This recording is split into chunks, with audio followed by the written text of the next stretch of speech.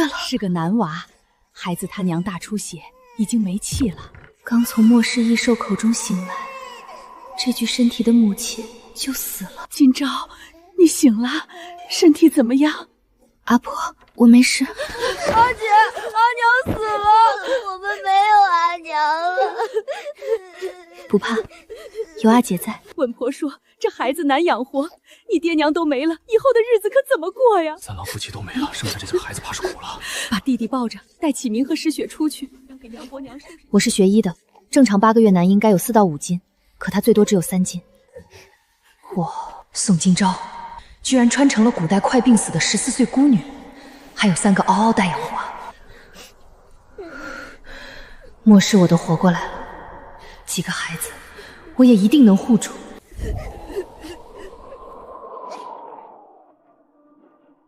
剩下这4个孩子，总得有个去处。孩子我可以带走，我出20两银子过继这孩子。诗雪乖巧懂事，我家石头病着，想让他过去冲冲喜，聘礼我们给3两银子。我不同意。赵老爷听信算命之言，认为过继我弟弟就能生儿子，若是生不出来，你会不会迁怒他？还有诗雪，我绝不会让她去当什么童养媳。你一个女娃怎么照顾3个孩子？怕不是要一起饿死？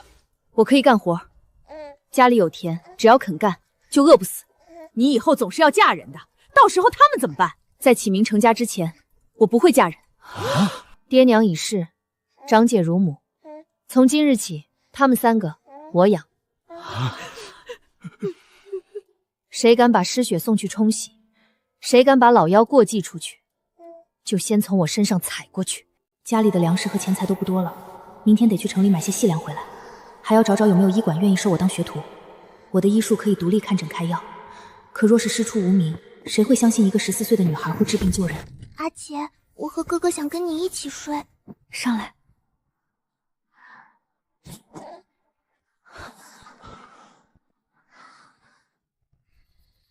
睡觉，阿姐一定会保护你们的。突然想起来，小弟还没有起名字，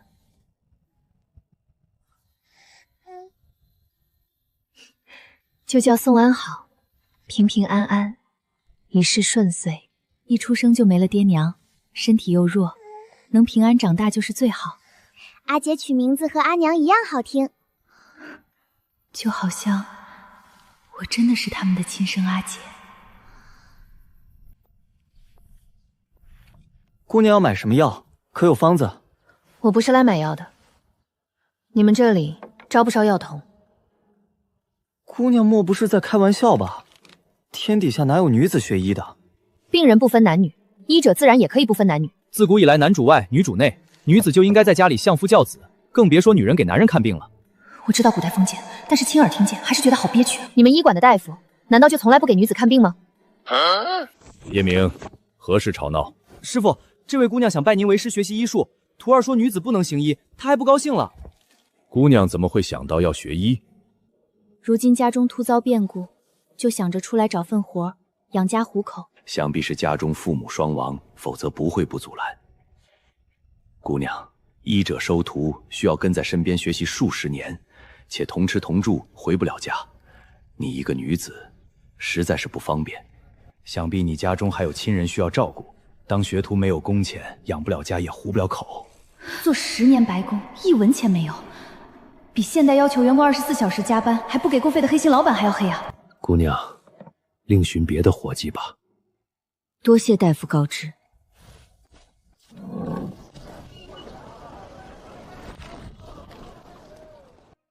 出去出去！这世上没有女子给人看病的。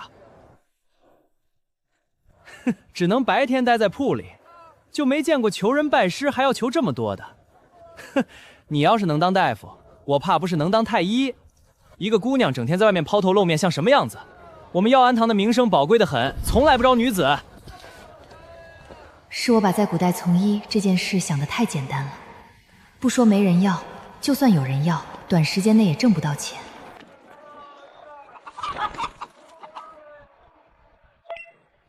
里面请。客官吃点什么？小二，你们这里收野物？当然收，姑娘家里有野物要卖。我阿爹明日要上山，以前都是猎了自家吃，现在想卖，就是不知道你们这里都收哪些野物。只要是能吃的，我们酒楼都要。多谢小二哥。末世来临后，我因为觉醒异能进了基地护卫队，被特种兵足足训练了3个月。上山打猎，我还是有自信的。宋家村的人会在山脚挖野菜，在半山腰砍柴，再往里就很少有人敢进了。山里有野兽，以前不是没人丢过命。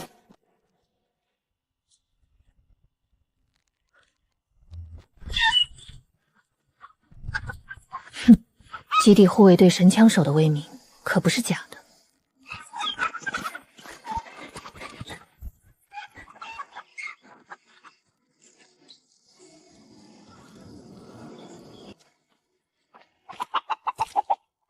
这个时间来不及去城里了，还好竹剑不够锋利，一晚上死不了。明天再赶早去酒楼卖。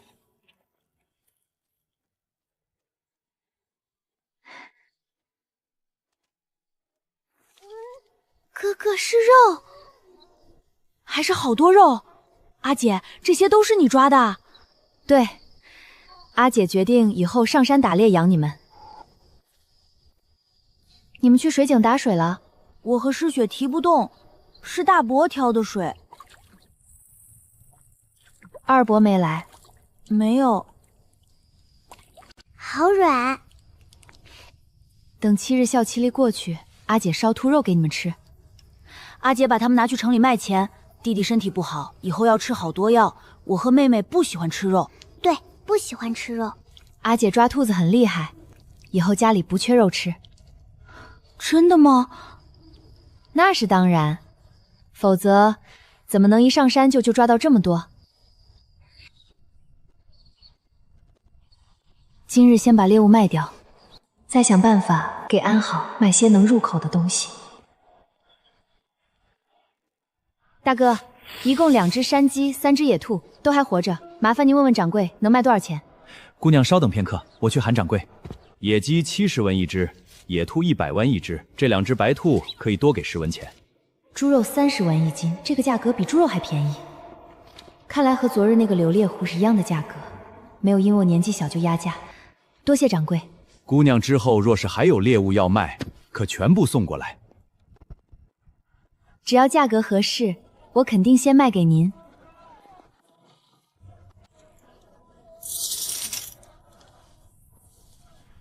农户1年种地卖粮，能存下3、4两银子已经不错。若遇上灾年，不仅收不了多少粮，还要补朝廷粮税。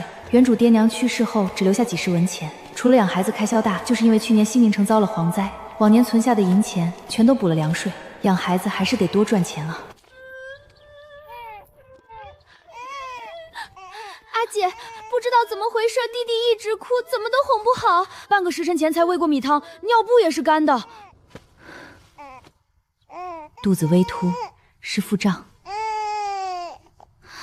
是不是我没照顾好弟弟？没事儿，就是米糊在肚子里消化不了，他胀着难受。那怎么办？要是有母乳就好了。土蛋的阿娘1个月前刚给他生了一个妹妹，他家肯定有奶。土蛋家在哪里？近吗？就在阿爷家往前走一小会儿。你守着弟弟，我和启明去一趟。好。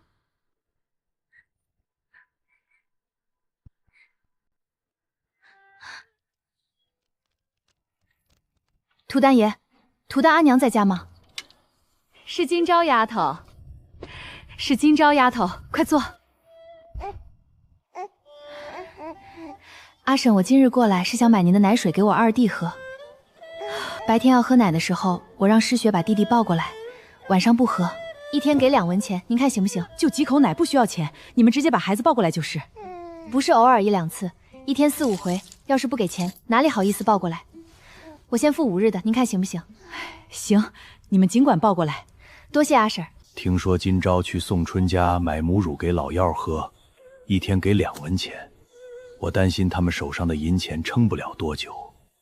城里的活儿，成年男子都不好找，更别说没长大的女娃，只出不进，每天2文钱固定开销，1两银子哪里够用？等过些日子地的庄稼收了，今朝他们吃不了卖那么些，今年粮税可以免除3担，也能多出不少银子，省撑到明年秋收，应该没问题。现在不去要，等他们把钱花光了，1文钱都要不回来。宋三郎和他媳妇儿才死2天，现在上门要债，和逼死几个孩子有什么区别？欠债还钱，天经地义。要是不上门去要，时间长了他不认怎么办？有欠条在，怎么会赖账？等秋收后你再上门，现在绝对不行。也不知道宋金钊知不知道，他家还欠着咱们2两银子，钱可以秋收之后再还，但必须上门提醒金钊，要不然他不清楚每天进城花钱。上门提醒也行，你态度好点，别逼着他们还。宋老爹还活着，几个孩子真还不起，他们肯定不会见死不救。都要把孩子过继冲洗卖钱了，还能有多少情分？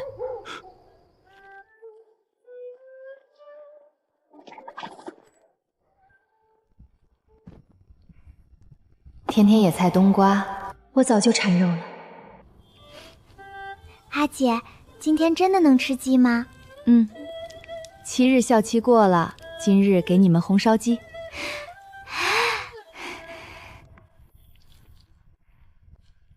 还花钱买鸡吃，看来我这趟是来对了。婶子怎么来了？家里菠菜刚长出来，摘点送过来给你们尝尝。谢谢婶子。谢谢阿婶儿。今朝你阿娘去世的时候有没有交代什么？没有，我阿娘生产时我中了蛇毒还没醒，醒来的时候阿娘已经去世了。是这样，几个月前你阿娘朝我家借了2两银子，婶子今天过来不是来找你要钱的，只是想让你知道有这件事，别忘记了。原来那时候的要钱是借的。婶子，我阿娘走得急，没来及交代。不用，婶子今天过来只是告诉你这件事，钱可以等秋收之后再还。这2天我上山打猎，赚了些银钱，之前不知道家里欠了债，现在知道了，肯定得还。一直背着债，我心里也不安稳。这野鸡是你阿姐自己捉的？对，阿姐说效期过了要烧鸡给我们吃，本来是要送到城里一起卖掉的。婶子，您数数看钱对不对？不用数，婶子相信你。山上的野物不好捉，深山有危险，还是少去为好。小时候刀疤叔教过我打猎，阿娘说山里危险，一直不让我去。现在家里这个情况也没有其他办法。怪不得你敢独自养弟弟妹妹，原来是有本事在身上。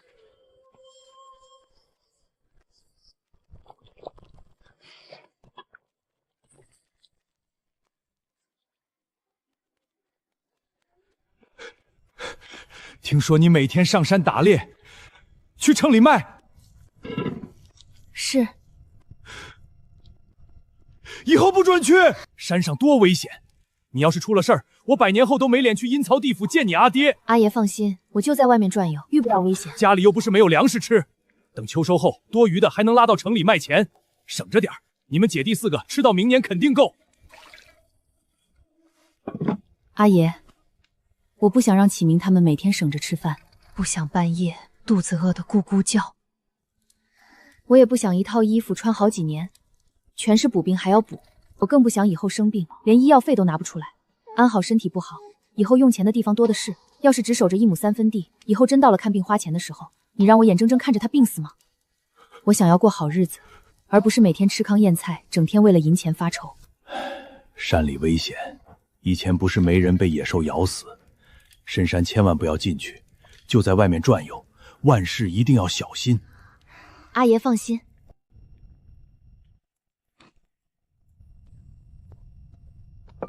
启明，把这碗鸡送到大伯家。好。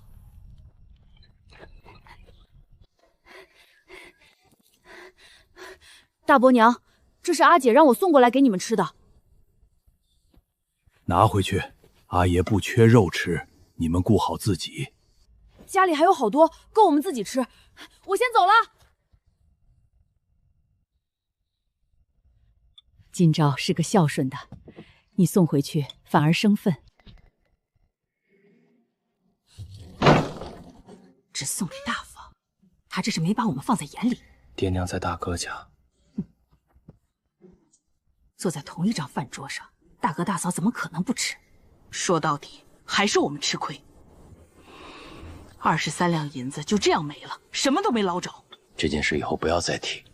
村里的闲言闲语你又不是没听见，都在说我和大哥无情无义，连爹娘都被骂了。我们没得吃也就罢了，你也不想想，你儿子已经多久没吃过肉了，瘦的衣服都大了。一只鸡3个孩子肯定吃不完，放1晚上也馊了。爹，我想吃肉。这样，耀祖，你去找启明玩。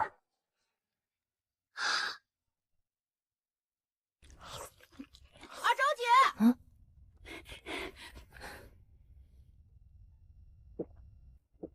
阿昭姐，我想吃鸡。吃吧。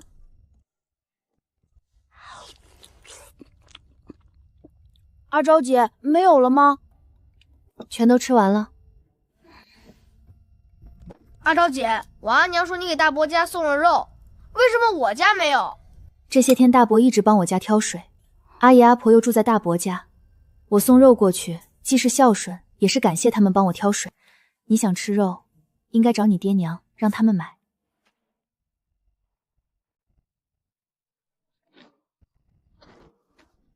没吃到鸡，吃到了。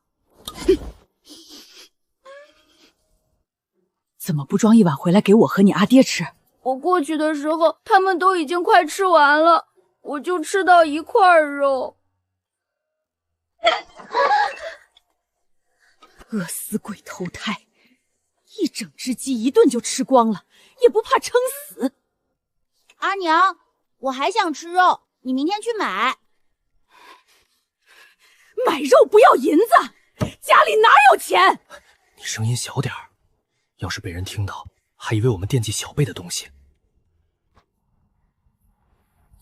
小半个时辰了，除了一只野鸡，没再看见其他猎物。连续多日在外围打猎，连小松鼠看见我都避之不去。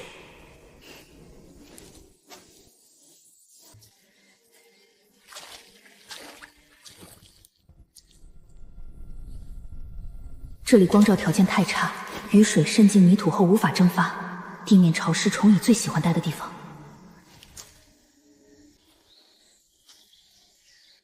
鸡葱菌，鸡葱菌鲜嫩爽脆，清炒、油炸、炖汤都味道鲜美。现在1斤要卖400-500块钱，不知道这里的酒楼收不收，价格怎么样？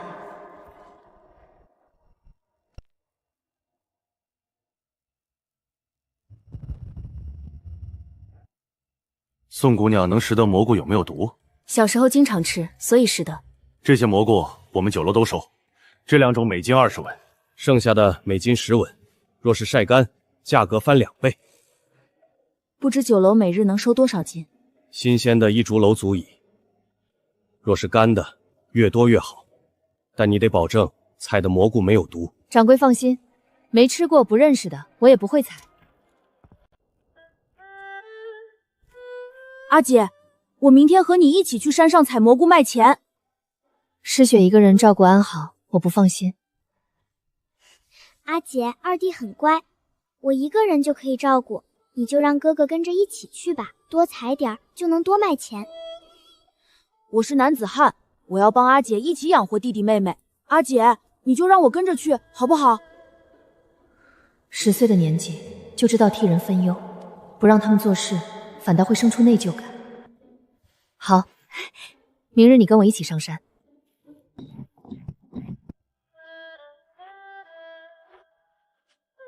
明天上山时挂在腰间，蚊虫蛇蚁就不会靠近。阿姐怎么会知道这些？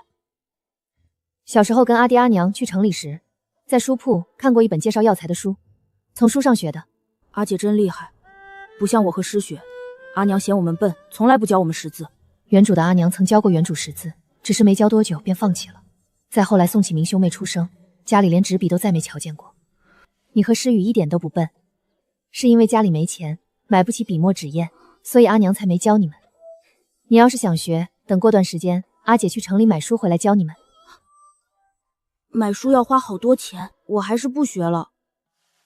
阿姐教你，花不了多少银钱，必须得学，否则连自己的名字都不会写，以后被人坑了怎么办？那我明天多采点蘑菇，把买书的钱挣回来。就在旁边采，不要走远，山上全是树，容易迷路。我知道了，阿姐。阿姐，这个能吃吗？能吃，但不好吃。阿姐，这个酒楼熟不熟？不熟。阿姐，这个蘑菇好漂亮。越漂亮的蘑菇越有毒，赶快扔掉。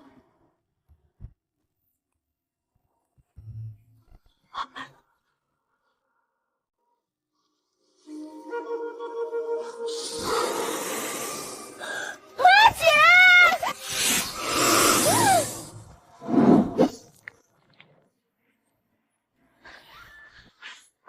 咬到没有？咬到没有？启明，看着我。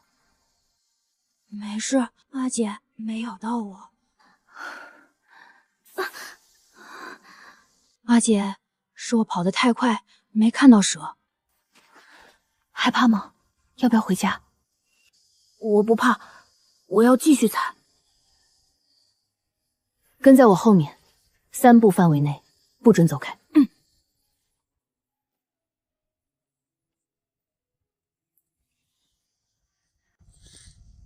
走，回家。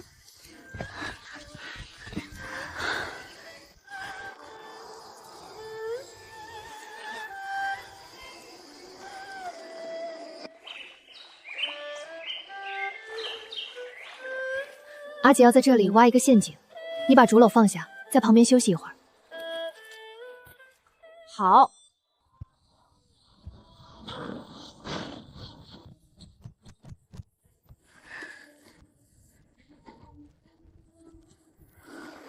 走吧，我们明天再来看。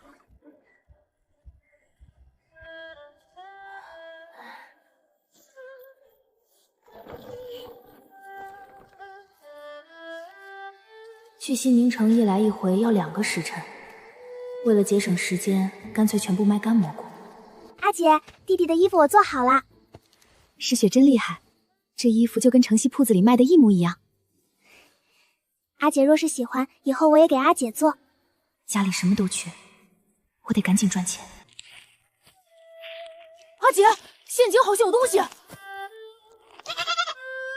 阿姐，是一只小山羊。阿姐，我们真的要把它杀了吗？先不杀，等长大再杀。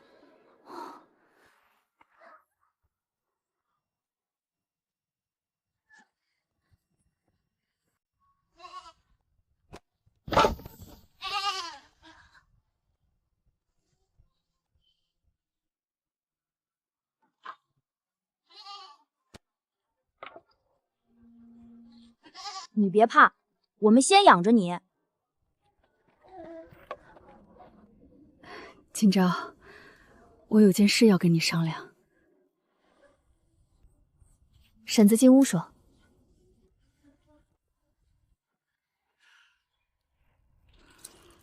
总不会是想涨价吧？婶子，你有话可以直说。赵老爷从隔壁村过引了一个刚出生的孩子，他想请我去他家当乳娘。我明日就要去赵家上工，你弟弟我就喂不了了。赵老爷开工钱实在是高，我不好拒绝。这是昨天你让诗雪败给我的10文钱。这是今日的奶钱，我们银货2契，婶子也不用觉得亏欠。这几天多谢您帮忙喂安好。隔壁村肯定有刚生产的妇人，你们可以问问赵老爷的孩子是从哪家过继的，他家阿娘肯定有母乳。阿姐，安好怎么办？去隔壁村一来一回至少要半个时辰，总不能白天一直待在别人家里。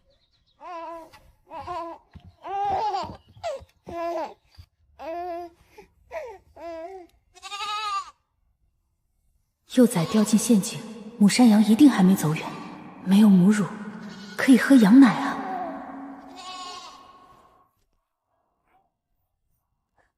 阿爷，我晚上要进山，启明失血年纪小，我担心他们夜里害怕，想让阿婆到我家住一晚。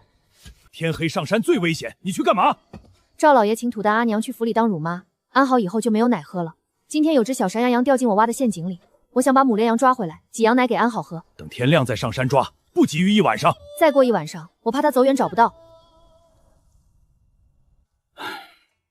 天黑你一个人上山，我不放心，让你大伯陪你一起去。不用，附近我很熟，不会有危险。大郎，出来！爹，你陪金钊进山一趟。天黑山里全是豺狼虎豹，太危险了。没出息！金钊都不怕，你怕什么？赶紧去！你不带武器？真遇到危险，怕不是个拖油瓶。好吧，那就一起去。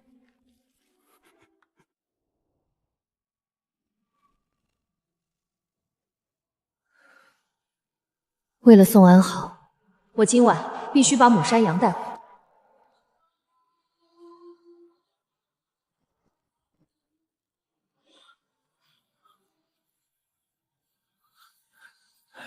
大侄女儿，这里阴森森的，我们还是回去吧。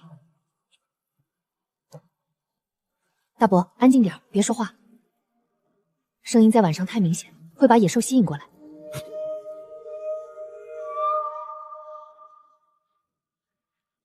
母亲不会轻易丢下幼崽，她一定在附近待了很久，直到彻底没希望才会放弃。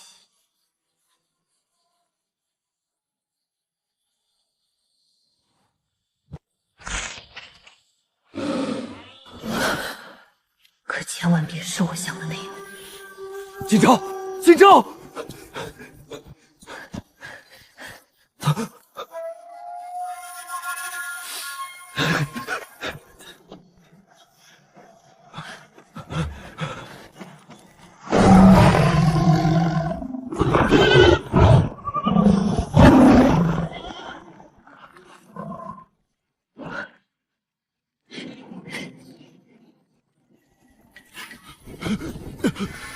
金钊！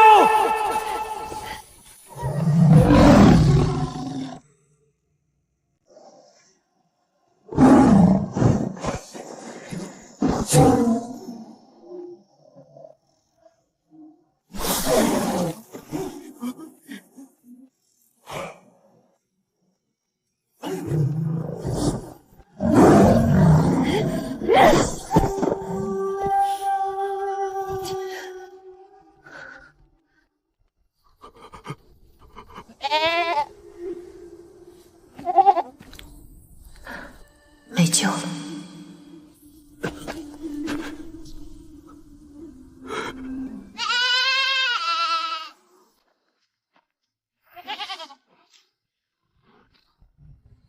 小山羊尸体还有爆头，捡上。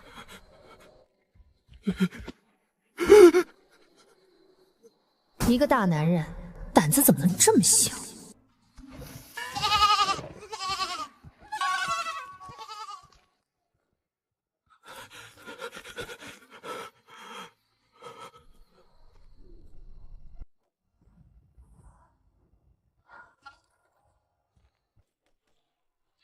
谁？娘，是我和金钊。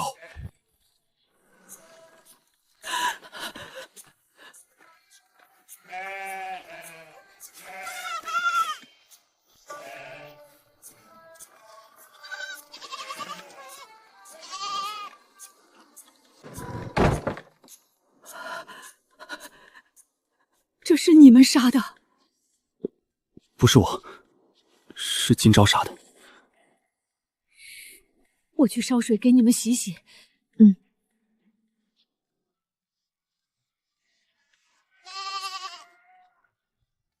很好，安好的奶有着落了。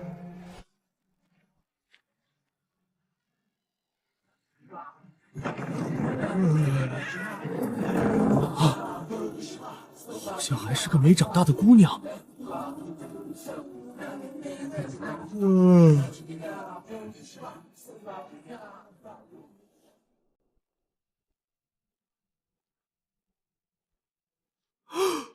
我的老天爷，这是哪个猎户这么厉害？宋姑娘，大哥，掌柜在吗？在。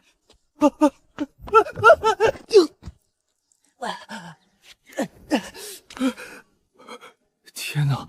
一个10几岁的姑娘打到花豹的，这可是花豹，会吃人的。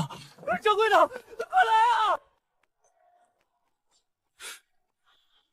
掌柜，宋姑娘背来一头花豹要卖，就在楼下等你。什么豹子？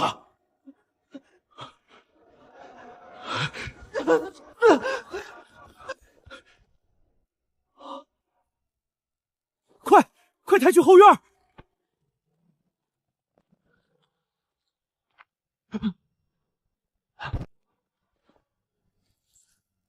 半夜杀的，死了不到3个时辰。新鲜的很。去拿杆秤。哎，我也想。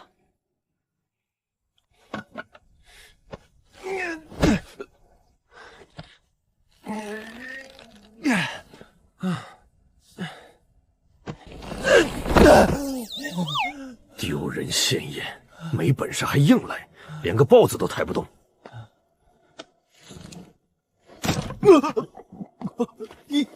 157斤。豹子肉多少人吃？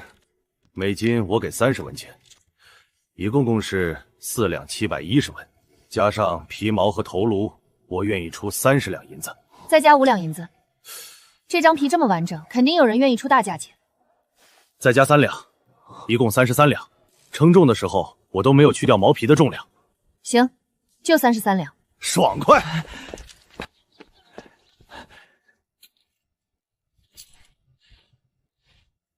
这2天采的蘑菇都在家里晒，过几天我一并拿过来。大概多少斤？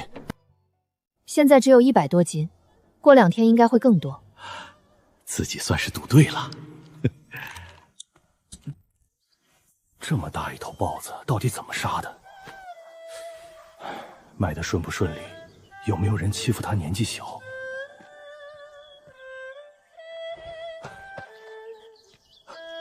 今朝，阿爷，重不重？把东西给我。卖的顺不顺利？有没有人为难你？卖给了石有记的掌柜，他开的价钱很公道。我之前猎到的山鸡和野兔也都是他收的。石有记是西宁城数1数2的大酒楼，在外名声一直很好，应该不会欺负你一个小姑娘。卖了多少银子？家里钱还缺不缺？加上皮毛和豹子头，一共卖了33两。把钱收好，该花的不用省，但不该花的可千万得省。阿爷放心，我心里有数。阿姐回来啦！阿姐，卖掉了吗？卖掉了。小孙子吃喝的问题解决了，等小山羊明年长大后还能卖钱，还有30多两的存款，老三家以后的日子终于有盼头了。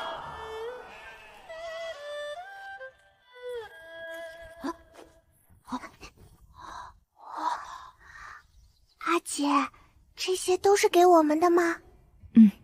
这家里无论谁的衣服都是暗淡耐脏的深棕色、土灰色，就连白色都找不到一点。一方面是耐脏，不用经常换洗；另一方面，原主阿娘想省钱，舍不得买好看的布料。以后阿姐赚钱了，你们不只要吃饱，也要穿得暖，穿得好。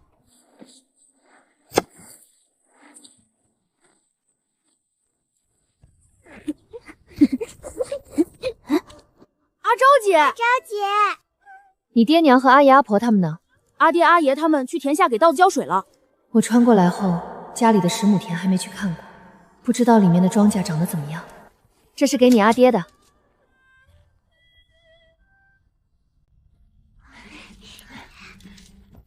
怎么了？肚子饿了？阿昭姐刚刚送了羊肉过来，说是给阿爹的。没想到我什么都没做，还能分到半只羊。刚刚我去老吴那儿，看到老大家居然在吃肉，一定是今朝又给老吴送肉了。不是逢年过节，大房不可能买肉吃，他们的肉从哪里来的？除了送今朝，没有别的出处。我去老三家看看。我也去。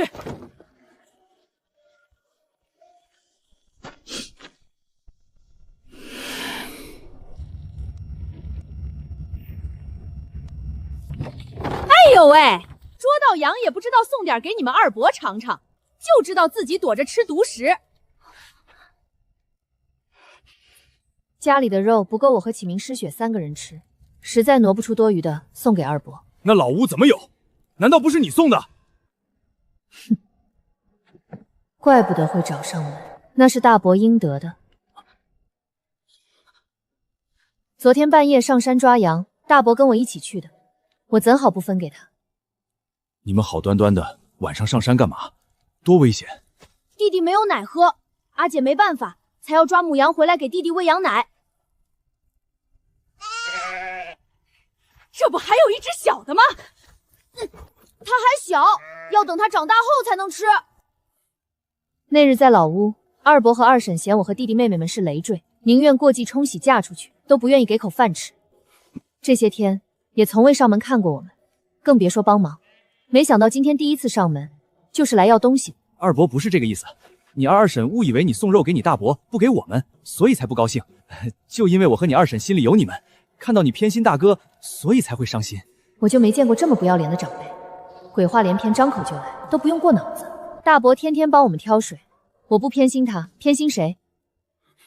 二伯说你心里有我们，怎么从来没上门问过我有没有粮食吃？几个弟弟妹妹过得好不好？脸都没露过，怕不是早就把我们几个侄子侄女忘干净了吧？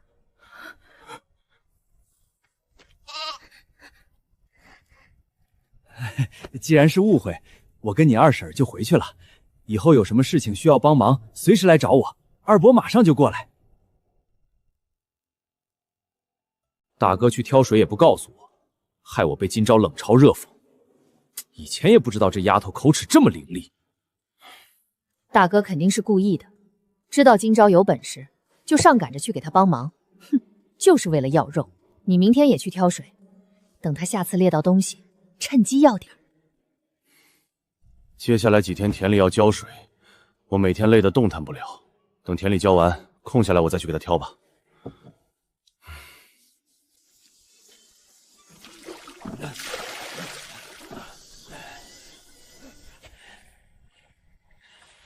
稻子还有不到1个月就能成熟收割，现在还需要浇水吗？阿爷，稻子快熟了，还要浇水。最近几天天气越来越热，老天爷不下雨，不浇水影响收成。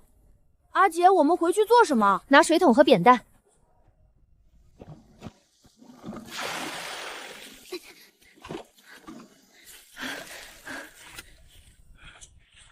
动作快点，赶紧把家里的浇完，去给今朝帮忙。爹和大哥去老三家帮忙的时候，你也去，别落了下风。不用你催，爹到时候肯定会叫我。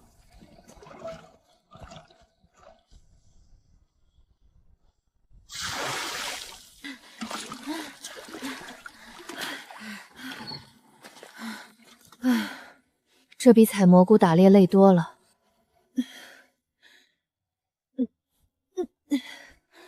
吃完早饭，跟我上山采蘑菇。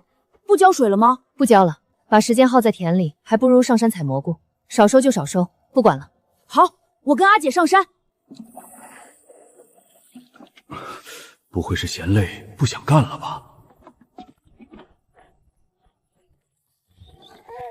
你阿姐呢？阿姐和哥哥上山采蘑菇去了。这么多蘑菇还不够吃？这些蘑菇是要送到城里去卖的。阿姐说，采蘑菇赚的钱比给田里浇水多，所以就不浇水了。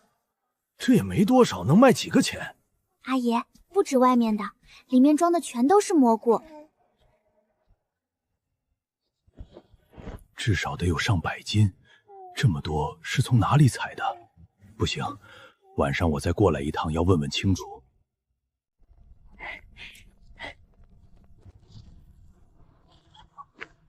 啊！阿姐，好香，马上就能吃。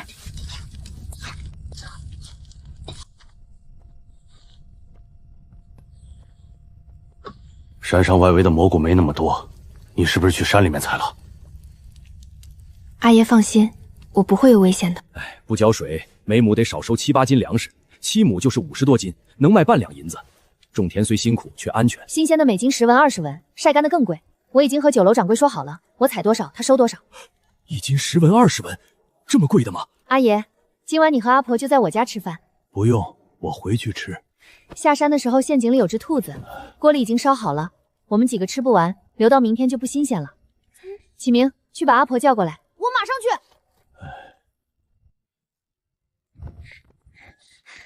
哎，你怎么来了？你阿爷呢？阿爷在我家，阿姐让我叫阿婆过去吃饭。好端端的，怎么能去吃你们家的粮食？阿婆快走，饭马上就好了。煮饭时掺一半粗薯就行，哪能全煮白米？粗薯太糟，吃着容易刺嗓子。白米比粗薯贵1倍，过日子得知道节省。赚钱就是用来花的，启明他们正是长身体的时候，应该吃好一点。阿爷阿婆快吃，凉了就不好吃了。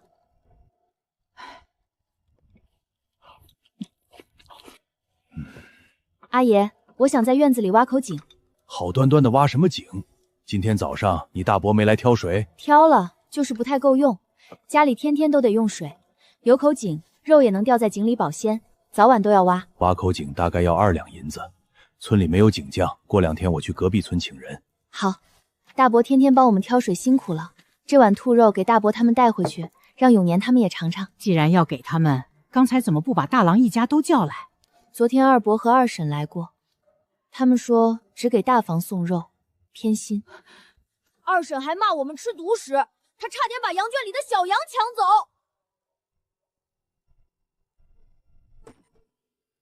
今朝和启明要上山采蘑菇卖钱，没时间浇水，你们把家里的田浇完，再一起把三郎家剩下的6亩田浇了。好，今朝自己都不浇，那是你侄女，就是60亩你也得帮。你不愿意，以后就别认我这个爹。阿爹，我又没说不浇。明天不上山了，我去城里把这些蘑菇全卖掉。这么多，怎么运到城里？靠手扛，至少得来回3趟。可以用板车，阿爷家里就有一辆。我去借。你们阿爹阿娘呢？他们和阿爷阿婆去田里浇水了，还没回来。都过去5天了，还没浇完。你们在家待着，别乱跑，我去叫他们回来。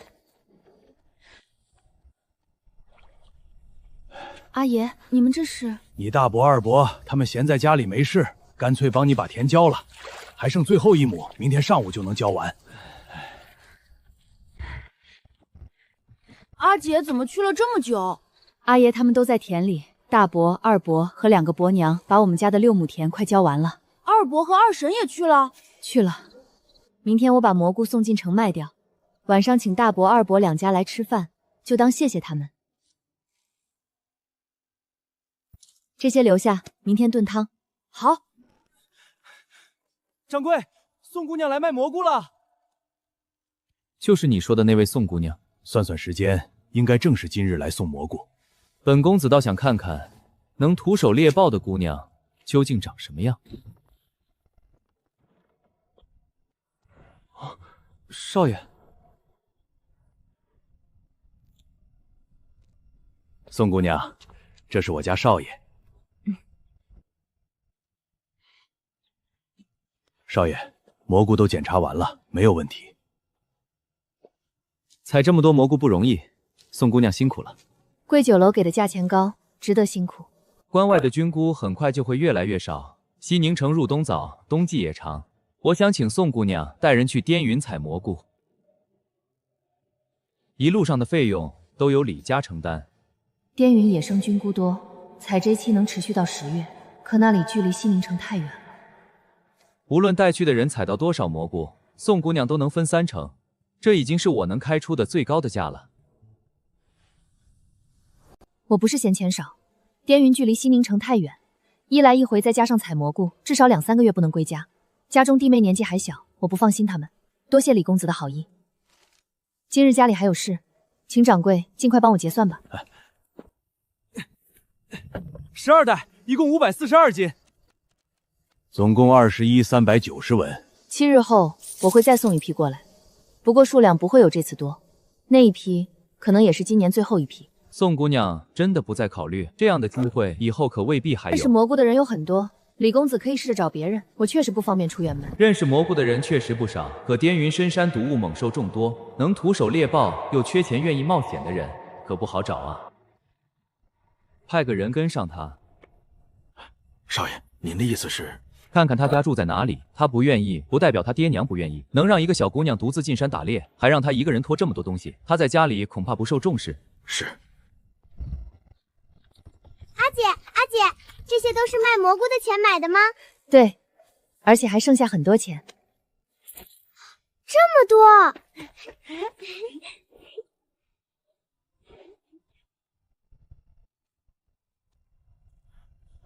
还记得每家送几个吗？大伯家有4个人帮忙浇水，送10个；二伯家有2个人帮忙，送5个。启明记性真好，去吧。还要请他们晚上来家里吃饭。公公也太偏心了，凭什么今朝自己不干，全让我们干？等收了粮食，又不会分给我们。你少说2句，干的是一样的活，就因为你一直抱怨，阿爹瞪了我们好几次。阿爹，阿娘，启明来了。他来干什么？阿昭姐让他来送包子。真的是包子！大姐已经去厨房拿碗了。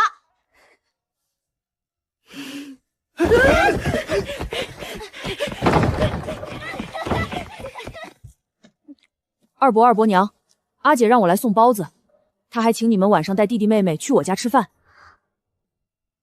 你阿姐上午进城了？阿姐去城里卖蘑菇了，她买了好多菜，说晚上要请客。等等，篮子里怎么还有这么多？剩下的是送给你大伯家的。对，给他们多少？大伯家有阿爷阿婆、大伯和大伯娘4个人帮忙，阿姐让送10个。凭什么给他们10个，只给我们5个？大伯家4个人帮忙，二伯家只有2个人，所以大伯家多一些。你大伯家只有6口人，我们家也有5口，5个包子怎么够吃？可是阿姐就是这么分的。晚上人多，记得让你阿姐多煮点饭。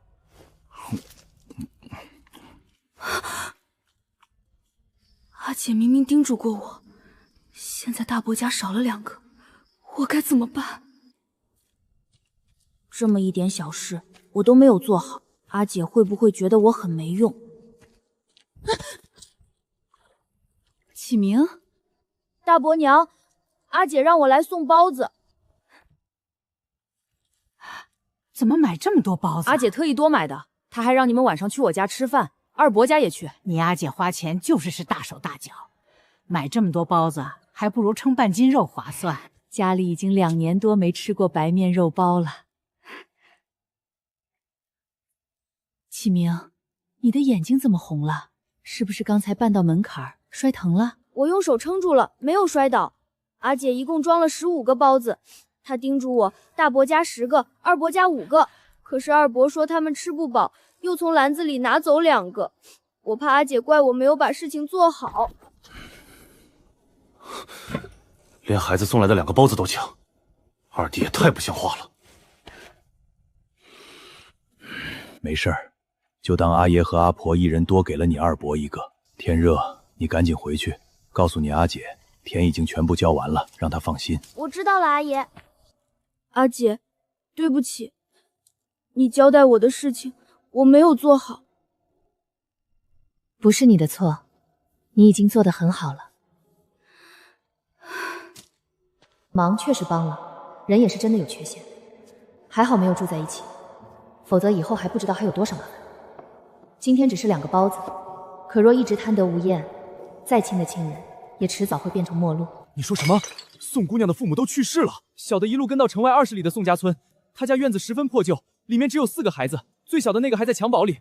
宋姑娘的父亲20多日前修建运河被落石砸死，她母亲听到噩耗后早产，也没能活下来。那些猎物竟然真是他一个人打的。弟弟妹妹只有10岁，还有一个尚在襁褓，恐怕一夜不回，他都放心不下。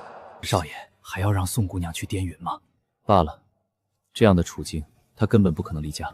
小小年纪，父母双亡，还能赚钱养活3个弟妹，确实不容易。以后他送来的菌菇，只要品质没有问题，照单全收。是，少爷。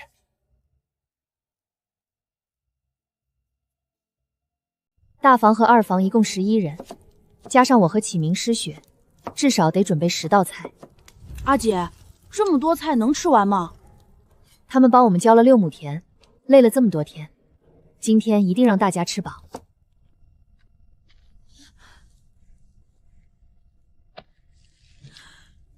这肉得有3斤，隔半斤今晚吃，剩下的用盐腌起来，你们留着慢慢吃。阿婆，今晚10几个人，半斤肉1人2口就没了，这些都是我特意买回来招待大家的。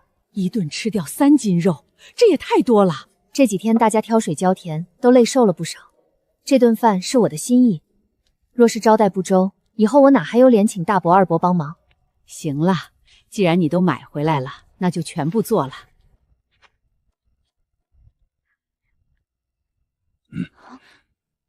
没规矩！你宫殿还没动筷，主人也没说话，你就先吃。娘，我都快饿得肚子疼了，再不吃菜都要凉了。二房这辈子恐怕也就这样了。今朝为了这顿饭花了多少心思，你们都看见了。以后别帮着做一点事儿就整日抱怨，一家人本就应该相互帮衬，尤其是你们这些做长辈的。阿爷说完了，大家就吃饭吧。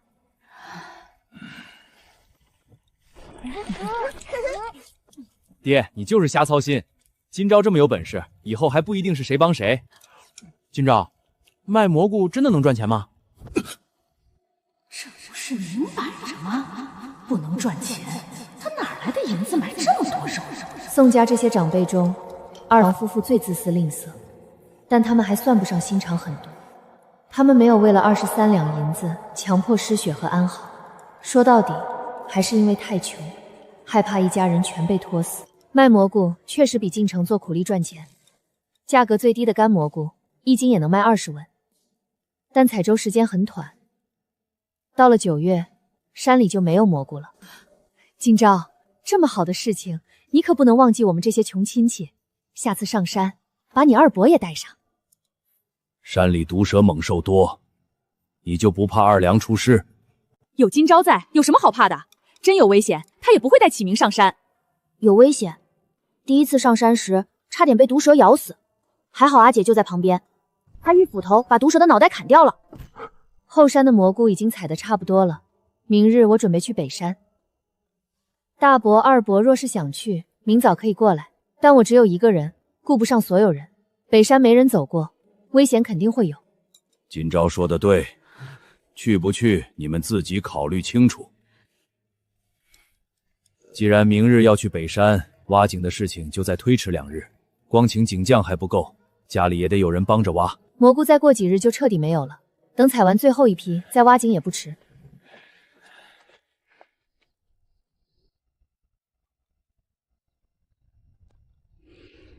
阿姐，明天真的要带大伯和二伯上山吗？你不想让他们去？他们以前想把诗雪和安好送人，我不喜欢他们。我们去院子里说。爹娘活着的时候，宁愿自己饿着，也会省一口给我们。你知道为什么吗？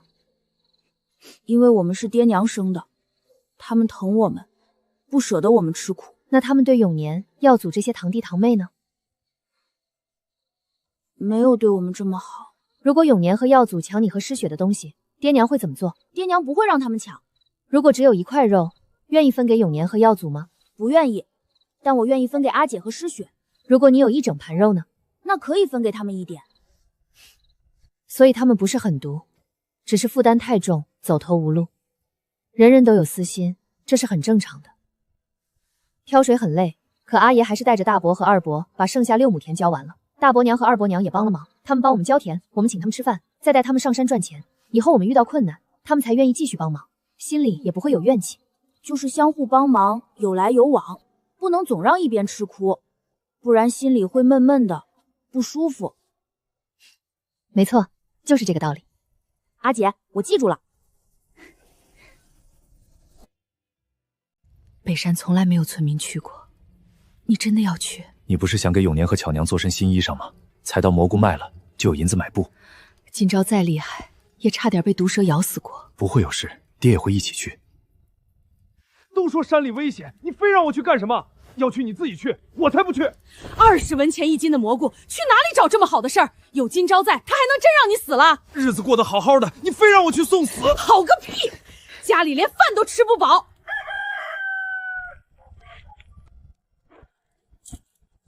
北山没人去过，你们千万小心。有今朝带路，不会有事。时辰不早了，走吧。我不去，要去你自己去。20文钱1斤，你不去才是傻子。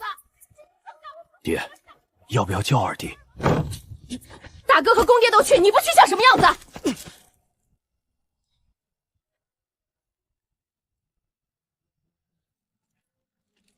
把香囊系好，再将药粉撒满全身，里面有雄黄和驱虫药草，可以刺激蛇虫鼠蚁。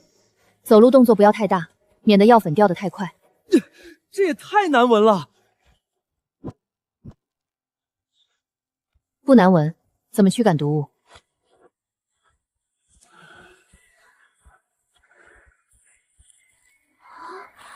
这么多，越漂亮的蘑菇越可能有毒，除了我教过的3种，其他一律不准碰。我知道了，你快放开我！不要离我太远，遇到危险，距离太远我来不及救人。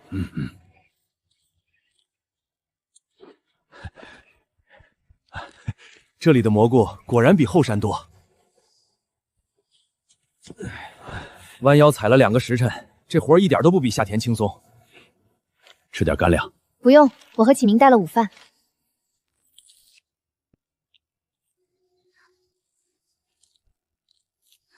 二伯，给你。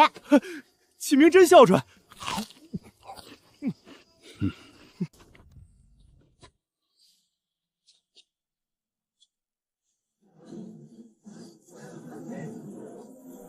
村委小河的上游绕过后山，没想到在这里还有一条分叉。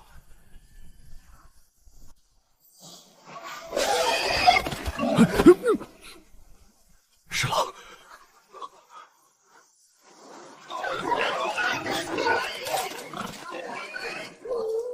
不止一头。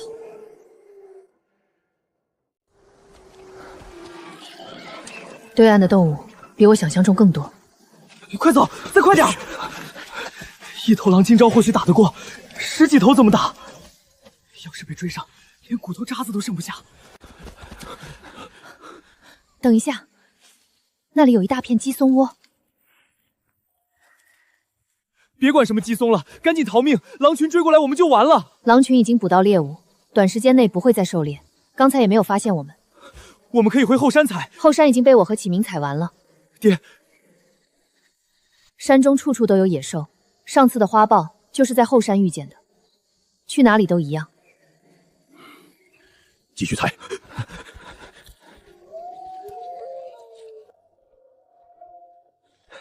明天我不来了。阿爷大伯，你们明日还去吗？今朝，你明天还去北山？今日还有地方没采完，明天得继续。我去。今天才采100多斤，晒干以后更没有多少，我还得赚钱给永年和巧娘做新衣裳。我也去，多一个人同行，遇到危险还能互相照应。我年纪大了，真出事也就罢了，大郎绝不能死在山里。你们都不要命了？没人逼你去。公爹和大哥都已经出发了，你赶紧起来！我不去！你是没看见那些狼嘴里全是口水，一口下去，半截身子就没了。那公爹和大哥怎么还敢去？他们不要命，我还要命。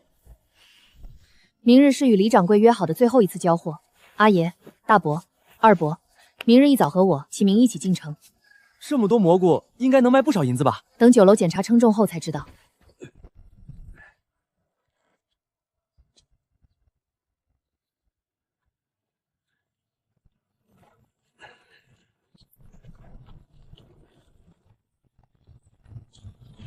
呵呵，宋姑娘，李掌柜，这是我阿爷、大伯和二伯。这批蘑菇是我们一起上山采的，我已经全部检查过，没有问题。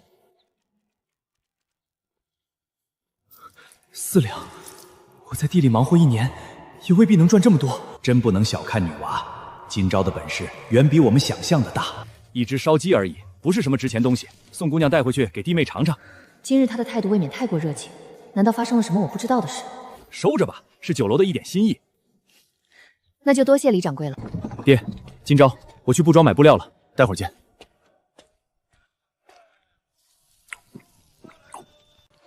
别看了，去拖板车。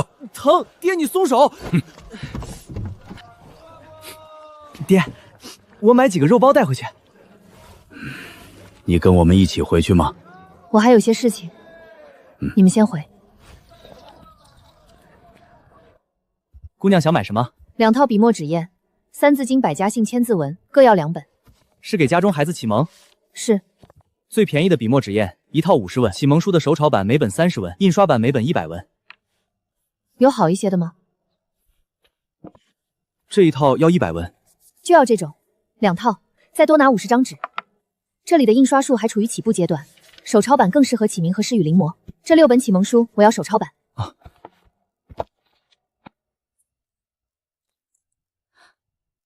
5天就赚了4两，早知道这么赚钱，就该第1天跟着去。之前忙着挑水，哪里有时间？这不比得种庄稼赚钱多了？今朝卖蘑菇，一共赚了多少？李掌柜把他单独叫过去结账，还白送他1只烧鸡。他和启明2个人采，至少赚了10两。都怪你中间偷懒1天，不然我们就能赚5两了。山上全是野兽，我差点把命丢了，哪有那么容易赚？从明日开始，该教启明和诗雪读书了。井台要修高一些，家里孩子多，太低容易掉进去。可以像村里的水井一样，在4周加一圈围栏。木围栏不够牢固，还是用青砖砌高些，安全最重要。井口上方再装一个路渠，提水方便。加高井台，再安装路足，要多花200文。可以，麻烦修得牢固一些。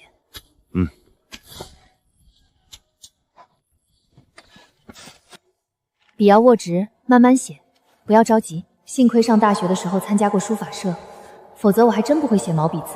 阿姐，我用炭笔写的明明很好看，为什么换成毛笔就像螃蟹腿一样？刚开始都这样，多练习就好了。这是在做什么？阿婆，阿姐在教我和诗雪写字。买这些东西花了不少钱吧？确实不便宜，但只要值得，花些钱也没什么。明晚都去你大伯家吃饭，一个都不能少。为什么？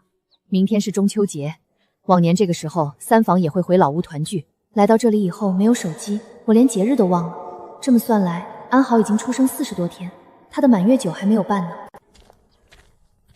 来就来了，还带什么东西？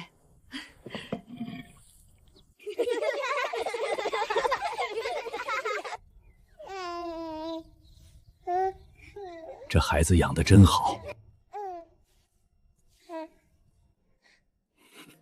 诗雪照顾得很细心，我和启明不在家时，都是他守着安好。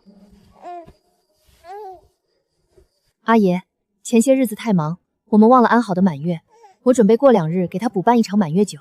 这是喜事，你想定在哪一日？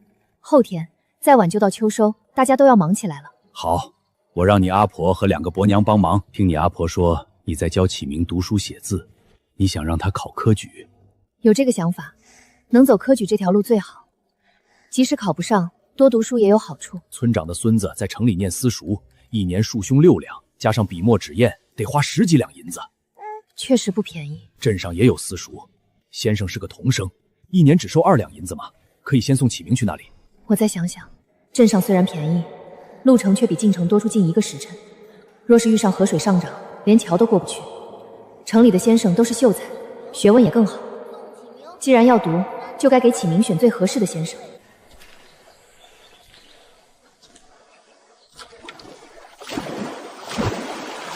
那是不是你侄女今朝？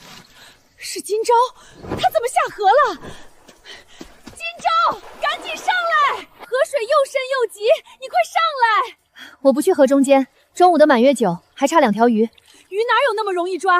河底的石头全是青苔，滑到就麻烦了。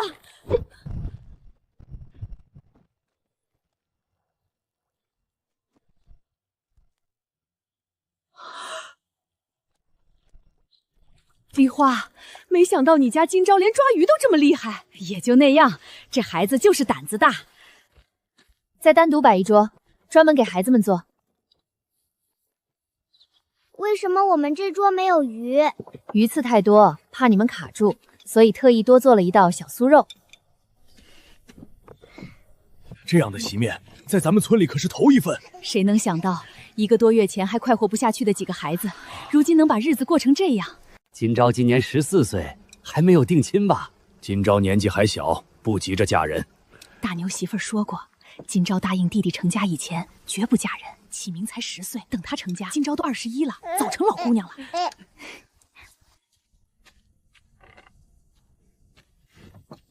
等你16岁，阿爷在村里给你招个赘婿，等启明成家以后，你们再分家。阿爷，我没打算招赘婿，在启明成家以前，我绝不会嫁人，我没空，也没有这个心思。过2年若改变主意，一定告诉阿爷，阿爷会替你找个好的。真的不用。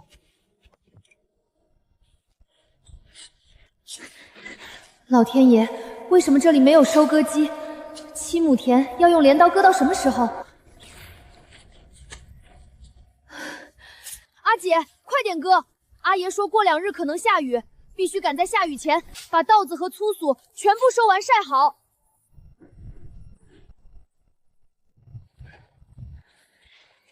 白天割稻，晚上脱粒。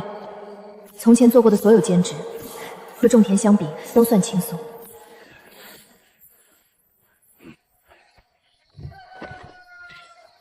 阿爷，白天割稻，晚上还要脱粒，实在太累了。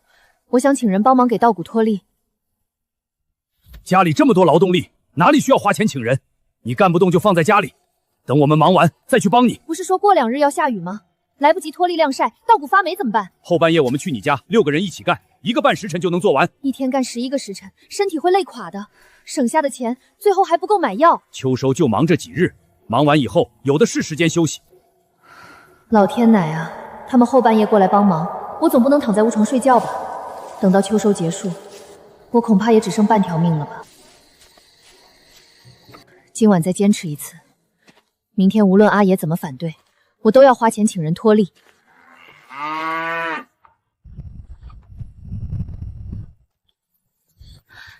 牛能拉石落，羊为什么不能？不用再说了，吃过饭我们就去帮你脱粒。阿爷，我不是来说这个的。村里谁家有闲置的石落？你问石过干什么？你家又没有牛。我虽然没有牛，但我有羊啊。现在就缺一个石过。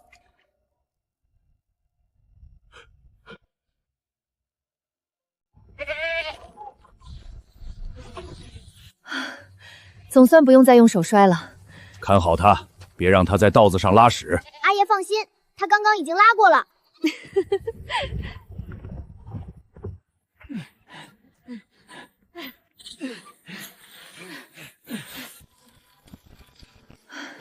整整6天，我累得像头牛，幸好还有他，否则我真撑不到秋收结束。往年爹娘会卖掉1/3稻谷，再拿1/3换成粗酥，剩下的掺着吃。粗酥口感差，磨嗓子，还特别费柴。家里现在人少，吃不了这么多粮食，粗酥全部卖掉，稻谷也卖掉1/3。明日阿姐进城卖粮，后日带你们一起去街上买东西。啊，那安好呢？当然也带上。太好了，我们可以一起进城了。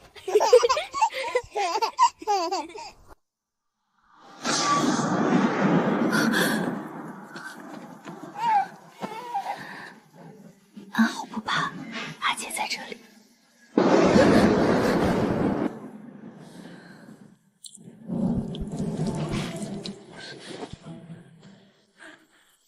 启明，怎么了？房顶漏水，已经滴到床上了。阿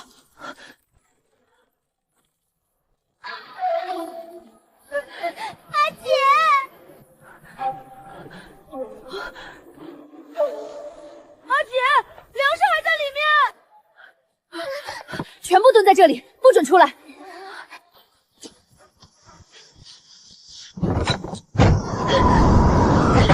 风太大了，现在出去，别说修屋顶，连人都可能被吹走。阿姐，你快回来！我没事，你们千万别出来。这座房子已经太旧了，屋顶千万不能全部塌下来。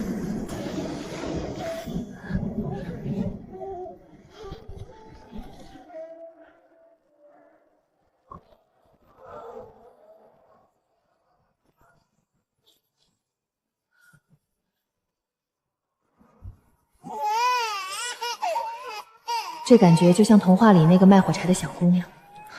若不是还要照顾宋启明、宋诗雪、宋安好，我真想闭上眼睛，什么都不管了。屋漏偏逢连夜雨，这房子若再遇一次暴风，恐怕真会把人压死。阿姐，我们现在怎么办？去大伯家，这里已经不能住人了。哎，这么早过来，出什么事了？阿爷，我们家的粮食全被水淹了。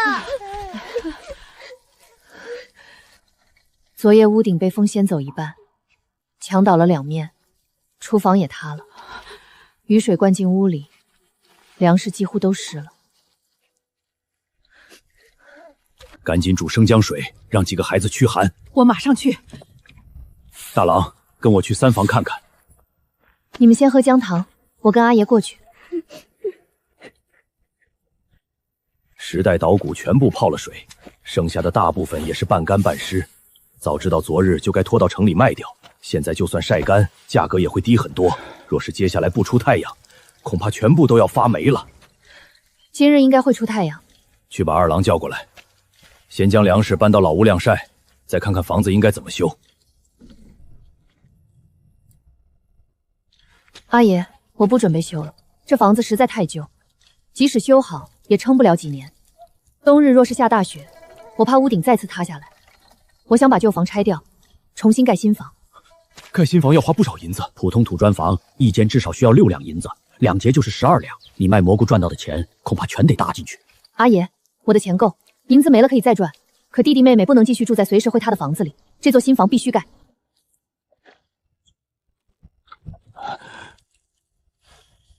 好，我去找村里人帮忙。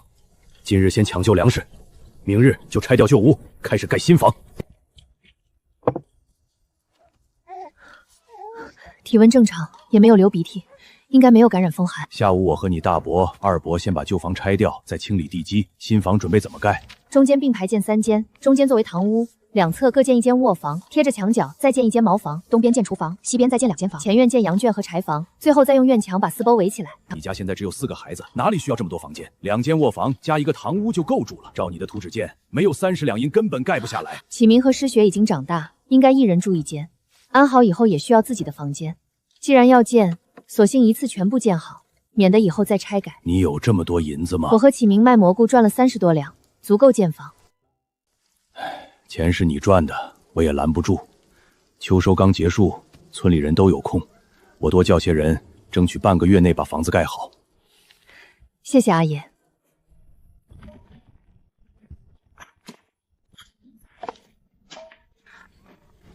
阿爷，先别做土坯砖，房子主体我想全部使用青砖。青砖？你知道青砖有多贵吗？它比土坯砖贵5倍不止，光买砖就要花30-40两，你那30两根本不够。围墙可以用土坯砖，但住人的房屋必须用青砖。土坯房也能遮风挡雨，村里人住了几十年，不都好好的？那是因为大家没有钱，若能选择，谁不想住结实的青砖房？赵家的青砖院用了这么多年，看起来仍像新的一样。我卖花豹的银子还没有花完，房钱不够，就先拿出来使用。那是你最后的家底，银子应该留在手里应急。明年启明去私塾读书也要花不少钱。启明明年才去私塾，这段时间我还可以继续赚钱。这次经历过塌房，我只想让弟弟妹妹住得安全舒服。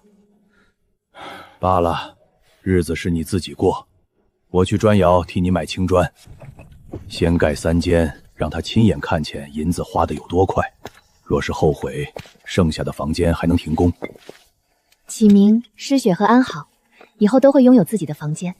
每天有10几个人帮忙建房，粮食消耗很大，中午用粗素掺着稻米煮饭，必须让大家吃饱。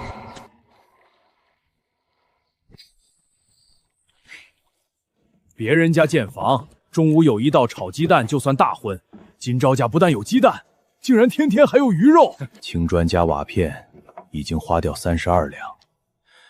今朝你和诗雪住1间，以后安好长大了就让他和启明住，3间青砖房已经够住了，剩下的房子用土坯砖建怎么样？不行，既然已经开始建，就全部按照图纸建完。这些用来寄买青砖和瓦片。你这孩子怎么就是劝不住？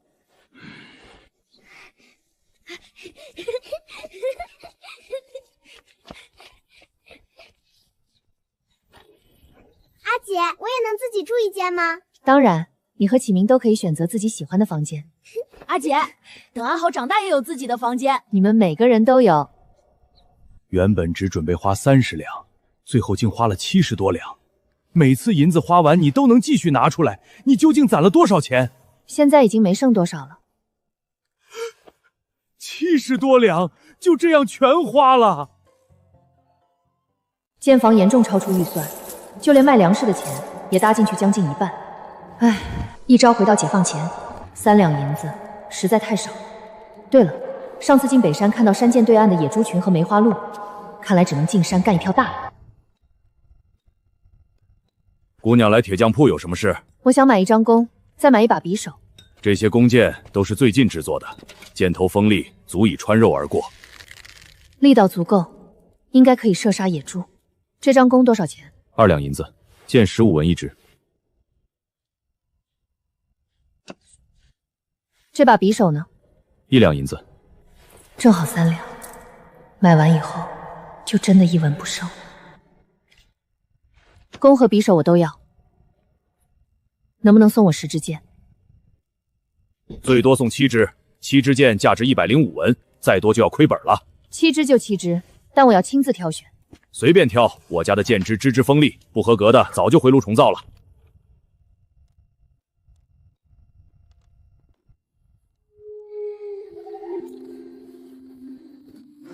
阿姐，一定要小心，早点回来。安心在家照顾安好，天黑以前我一定回来。哥哥，建房子是不是花了很多钱？阿爷说花了几10两，阿姐的钱全用完了。新房很好看，可是阿姐变得更辛苦了。如果蘑菇1年4季都有，我就能继续帮阿姐赚钱了。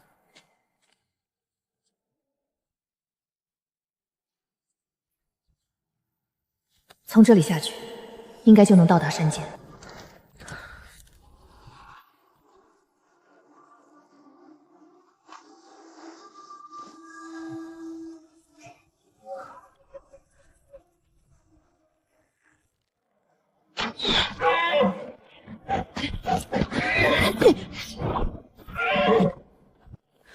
200斤左右，至少能卖几10两。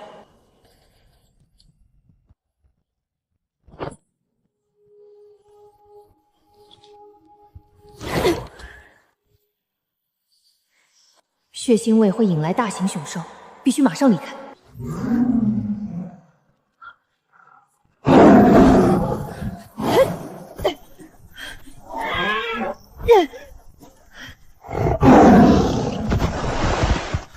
普通剑枝破不开他的厚皮，我只有1个人，不能正面交手。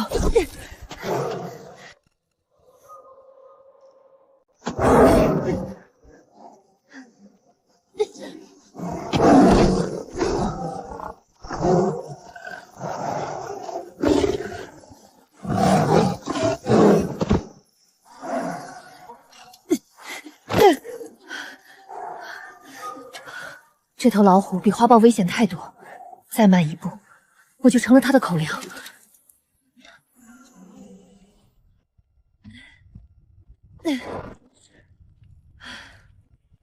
快拿碗来接鹿血！1斤鹿血能卖半两黄金，你从北山走了2个时辰，这一路得浪费多少银子？先别说鹿血，酒楼有热水吗？我想洗澡。有，我马上让人准备。姑娘，掌柜让我给您送一套干净衣服。进来吧。掌柜正在后院等您。我知道了。40两，这头我全部收下。这是一头200斤重的雄鹿，40两太少，至少60两。要是鹿血还在，别说60两，70两我都愿意出。现在1碗鹿血都没有，价格自然要降低。我猎鹿时遇到一头成年巨虎，差一点连命都没了，40两可不够买我的命。你若能猎到那头老虎，至少能卖100两。他的小腿比我的腰还粗，为了银子丢掉性命，不值得。那就50两，这已经是我能给出的最高价。猜你还没吃饭，这碗里放了半斤牛肉，先填饱肚子。50两就50两，再给我装10个肉包带回去。成交。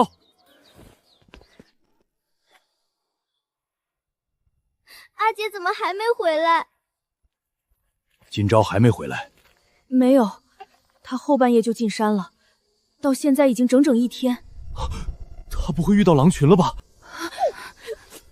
我要阿姐，阿爷，你带我去山里找他。别哭，你阿姐能杀花豹，不会有事。豹子只有1只，可狼群有好多只。他可能猎到东西，绕路去城里卖了。再等一会儿，他一定会回来。这衣服好像是我买的布料。诗雪，怎么是你？蹲在这里干什么？谁欺负你了？怎么哭成这样？是家里出事了，还是安浩生病了？阿姐，你怎么才回来？阿爷他们都有事先回家了，只有我还在等你。你以前去城里，中午回来了，现在天都快黑了。阿姐去了一趟城里，所以回来晚了。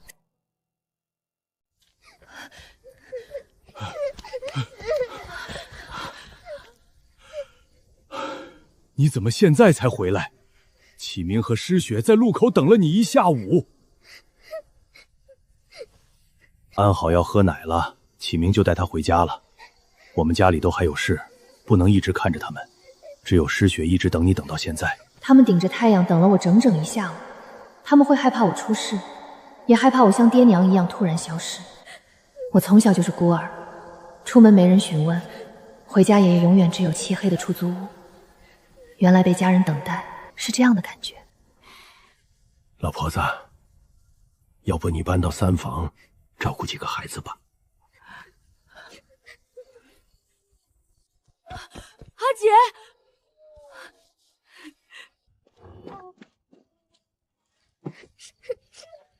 阿姐今日去了北山，猎到一头梅花鹿后，又走小路送去城里，衣服沾满了血。我在酒楼洗过澡才回来，所以耽误了时间。这次是阿姐考虑不周，以后若是回得晚，我一定先回来告诉你们。阿姐以后上山，把我们也带上。我们不想一直在家里等。好，阿姐以后不会再让你们这样担心。现在的我已经不是独自一人，做任何决定以前都要记得家里有人等我回来。我原本想让你阿婆搬过来住，她在这里也能照顾你们。今年我不准备再进山打猎了，我会留在家里陪启明他们。如今已经10月，西宁城很快就要入冬，接下来要准备过冬的粮食、柴火和衣物。你阿婆便不用搬过来了。知道北山有狼群，你还敢一个人去？看看2个孩子，眼睛都快哭肿了。不会再有下一次了。边关的秋季很短，只有1个月。这1个月里，必须把冬天要用的柴火全部囤够。阿姐，这些够烧几天？不够，冬天长，柴火越多越好。柴火的事情就交给我和你大伯，你们在家好好休息。嘴上说的好听，要不是爹上门去喊，8辈子都等不到他主动帮忙。那就麻烦大伯、二伯了。一家人说声麻烦。原主阿娘从前种的蔬菜不多，现在大部分菜已经被拔掉吃完了。启明，把这些萝卜搬进地窖。好。阿姐，冬天只吃萝卜吗？当然不够，还得再买白菜和冬瓜。可惜这里没有土豆和红薯。大雪天待在屋里烤火，再吃一个热腾腾的烤红薯，那才舒服。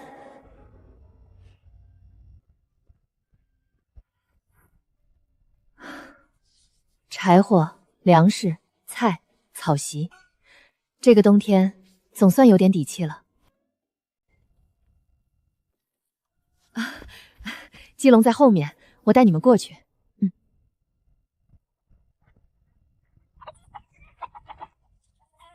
这些都是今年夏天孵出来的新鸡，每天都会下蛋，偶尔还能下2个。当初为了2两银子上门要债，谁能想到3房现在日子过成这样？阿姐要这个，阿娘说过这种鸡会下蛋。启明、诗雪，你们一人挑3只，多出来的2只冬天杀了吃。6只？ 6只。以后我们是不是不用买鸡蛋了？下的蛋够吃就不用买，若是下的多，还能拿去卖钱。哥哥，你抬稳一点，别吓到鸡。我抬得很稳。家里鸡蛋消耗太大，与其次去村里买，不如自己养母鸡。冬天真的快来了。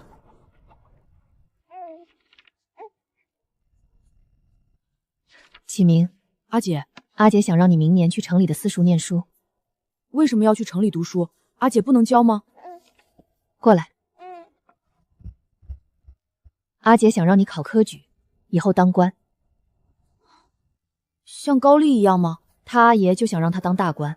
如果你能考上秀才，以后家里的田就不用交粮税，再遇到徭役也可以不去。读书入仕是改变命运最好的方法。要不是徭役，阿爹就不会死。我不读书，等安好长大后，会不会也要去服徭役？高丽去城里读书，白天都不在家。我要是也去读书，家里就没人帮阿姐干活了，弟弟妹妹还需要照顾，我不能什么都不干。你要是能考上进士，入朝为官，到时候就可以买许多仆人服侍我和诗雪，就像赵老爷那样，躺在家里不干活，就有粮食主动送上门。你哥若能考上进士，日子只会比赵老爷舒服千百倍。我愿意考科举，我一定要当大官，让阿姐和诗雪、安好都过上好日子。等明年开春，阿姐就去城里打听哪家私塾的先生学问最好。这段时间，你就在家里把字练好，再把千字文和三字经背得滚瓜烂熟，要不然到时候先生考你，你答不上来，人家不收你就完了。我现在就练。诗雪，你之前不是对阿姐这几本医书感兴趣吗？从今天开始，阿姐带你学医。学医，像村里的赤脚郎中。你要是能学好，会比村里的赤脚郎中还厉害。启明读书，诗雪学医，安好平安长大，这个家总会越来越好的。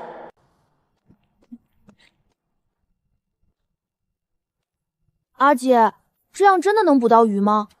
等一下你就知道了。上鱼了。阿姐，好多鱼！我想吃鱼，别人肯定也想吃。马上过年，鲜鱼正稀罕。启明，你去大伯家，叫阿爷、大伯和二伯把板车拖过来。我们要卖鱼吗？雪这么厚，去城里一趟不容易，要拖一车才不亏。跑这么快干什么？小心滑道！出什么事儿了？阿爷，阿姐在河里捕鱼，她让你们把板车拖过去。大冬天捕什么鱼？冻都冻死了。你阿姐抓到鱼了吗？捕到了好多，一个木桶都装不下。大郎，你去二郎家叫他过来一起拖板车。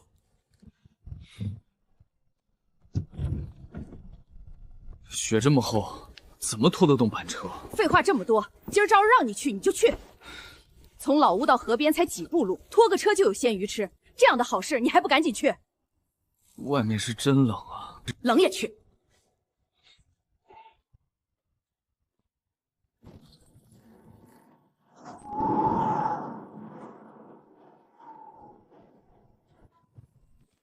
阿姐，阿爷他们来了！我的个乖乖，这是把整条河里的鱼都捉完了。马上就要过年了，家家户户都想吃鱼，我想把这些鱼运到城里卖掉。原来不是全给我们吃的。大冬天鲜鱼稀罕，肯定能卖不少钱。时间不早了，赶紧装车。板车还装不满，我再下一网。还下？来都来了，多补一些，去城里卖才划算。你先回家，路过大伯和二伯家的时候，把鱼分一分，我们家留3条就够。3条够吃吗？够了，1条水煮，1条清蒸，1条做烤鱼，吃多了也会腻。知道了，阿姐。这么多鱼从哪里来的？今朝从河里捕的，正要运到城里去卖。怎么卖，老叔？我家好几天没见荤香了，能不能卖我1条？阿达叔，鱼肉什么价格你也清楚，我运到城里要卖15文钱1斤，都是村里人，我给您10文钱1斤。那我挑1条大的。怎么称？咱们家没有秤。用手掂掂，按少了算。到城里卖的时候，我去找李掌柜借秤。接近8斤重，就按照7斤算，你看怎么样？就按7斤算。今朝丫头谢谢了，我身上没带钱，晚点给你家送去。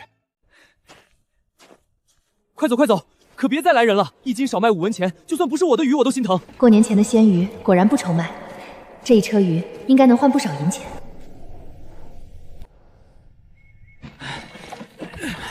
雪天入城，每人交3文钱入城费，板车算10个人头。冠爷，去年入城好像没这规矩。大雪天给你开门，不交辛苦费就想进去，做梦！城门一直开着，我们来不来，你都得站岗。谁给你的胆子，敢私下收百姓的钱。今朝别说话，面前消灾，别和官兵硬碰硬。都是生面孔，难道是新调来的吗？这种眼神，真想把他的眼珠子挖出来。小姑娘长得挺好看，你送半撮鱼到我家去，本官爷就大人不计小人过，饶了你。军爷，我孙女不懂事，我去给您送鱼。滚开！我要他亲自送。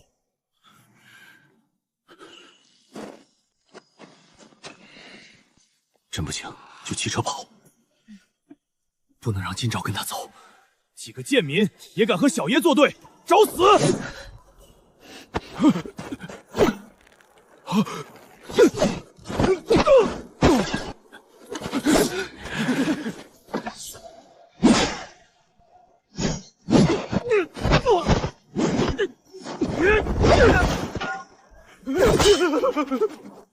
今朝是真能打，可是打了官兵，这可是塌天大祸呀！今朝，快走，别打了！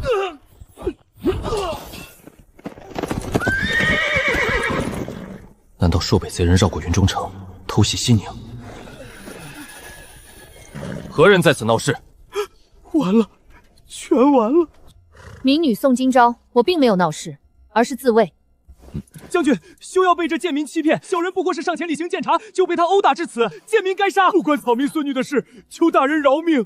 理都没讲就先求饶，他们竟然这样怕官！我来往城中数次，从未被收过银钱，我不愿缴纳，他们便要求我将半车鲜鱼白送到他家，还对我言语举动行流氓之态。不过一时情急，民女才不得已出手反抗，还望将军明察。他说的可是真的？将军，休要听这贱女空口之言。我只是平民百姓，你若不欺负我，我为何要平白无故与官斗？将军，我侄女说的句句属实，若说假话，天打雷劈，不得好死。将军，他就是看我侄女长得漂亮，抢半车鱼不算，还非让她亲自送，清清白白的姑娘，这是要逼死人呐！将军，草民刚才入城时，被这几位军爷抢走了2只野兔，还请将军为草民做主。兔子呢？在门铺。将军，兔子找到了。 2只白兔价值220文，他们真是贪得厉害。一人60军棍，打完扔去赶死营。将军饶命！将军饶命啊！多谢将军为草民做主。你的武功是在哪里学的？村里过世的军户教我的。没想到这个姑娘和军营还有些渊源。鱼卖多少钱一斤？15文。 看来不用费劲自己去卖了，我都要了。把板车拖到县衙。板车上的鱼最多1000斤，每斤15文，也就15两左右。多谢将军，我们马上拖过去。今朝，你胆子怎么这么大？你敢和官府作对？西宁陈县太爷在外素有贤名，之前的守城兵卒也从未刁难过百姓，他一定不知道今日这事。 那4个人不是我的对手，就算刚才的将军没来，他们也不敢把事情闹大，何惧之有？今朝，刚才那位将军给了你多少银子？赶紧过来推车，先把鱼送过去。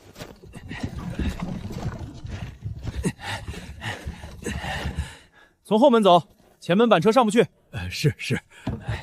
县衙就是县衙，连后门都比咱家正门气派。少说话，快推。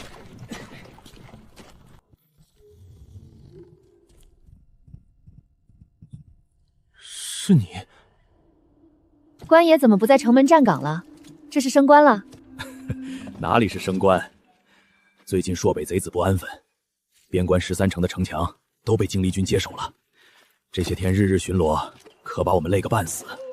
这是要打仗了？听说没多少人，想必是游走在2国边关的盗贼，成不了气候。不过近些天还是少出门为好，尤其不要去云中城。云中城离朔北国最近，也是守卫东赵国的第1道防线。走，赶紧回村。 当年朔北贼子猖狂的时候，你年纪还小，记不住事。每到冬季，他们都要洗劫边关附近的村落，1粒米都剩。没了粮食，很多村民熬不过冬天，只能活活饿死。我们村也被洗劫过吗？西宁城前面有云中城和韩鸭城挡着，大部分贼子过不来。 6年前，有7个贼子逃窜到云桥镇，被抓住的时候，已经杀了7户人家。听说人的眼珠都被挖出来了。这些天别出村子。虽说有经历军在，可难免不会有人像6年前那样逃窜过来。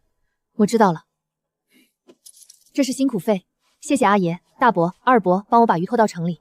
你已经送过鱼了，银子就不用给了。下次有这种事儿，记得找我。你二伯娘肯定已经把鱼做好了，我先回去吃饭。这个老二，给你2个伯伯就行，阿爷不要。阿爷，那我下次再孝顺您别的。你少往危险地方跑，就是最大的孝顺。怎么了？你怎么这么慌？不跑快点，我怕阿爹让我把银子还给金钊。卖鱼金钊给你钱了？2两银子，跑一趟我就得了2两银子。爹不让我们收，还好我跑得快。我就猜到去帮忙会有好处，你还作懒怕冷不愿意去，差点这银子就没了。卖鱼总共卖了多少银子？能给咱们2两，肯定卖了不少吧？金钊没说，买鱼的人扔给他一个钱袋，我也不知道里面有多少。城门口出了事，朔北贼子那可是杀人魔头啊！可千万不要过来，让精灵军把他们全都杀完才好。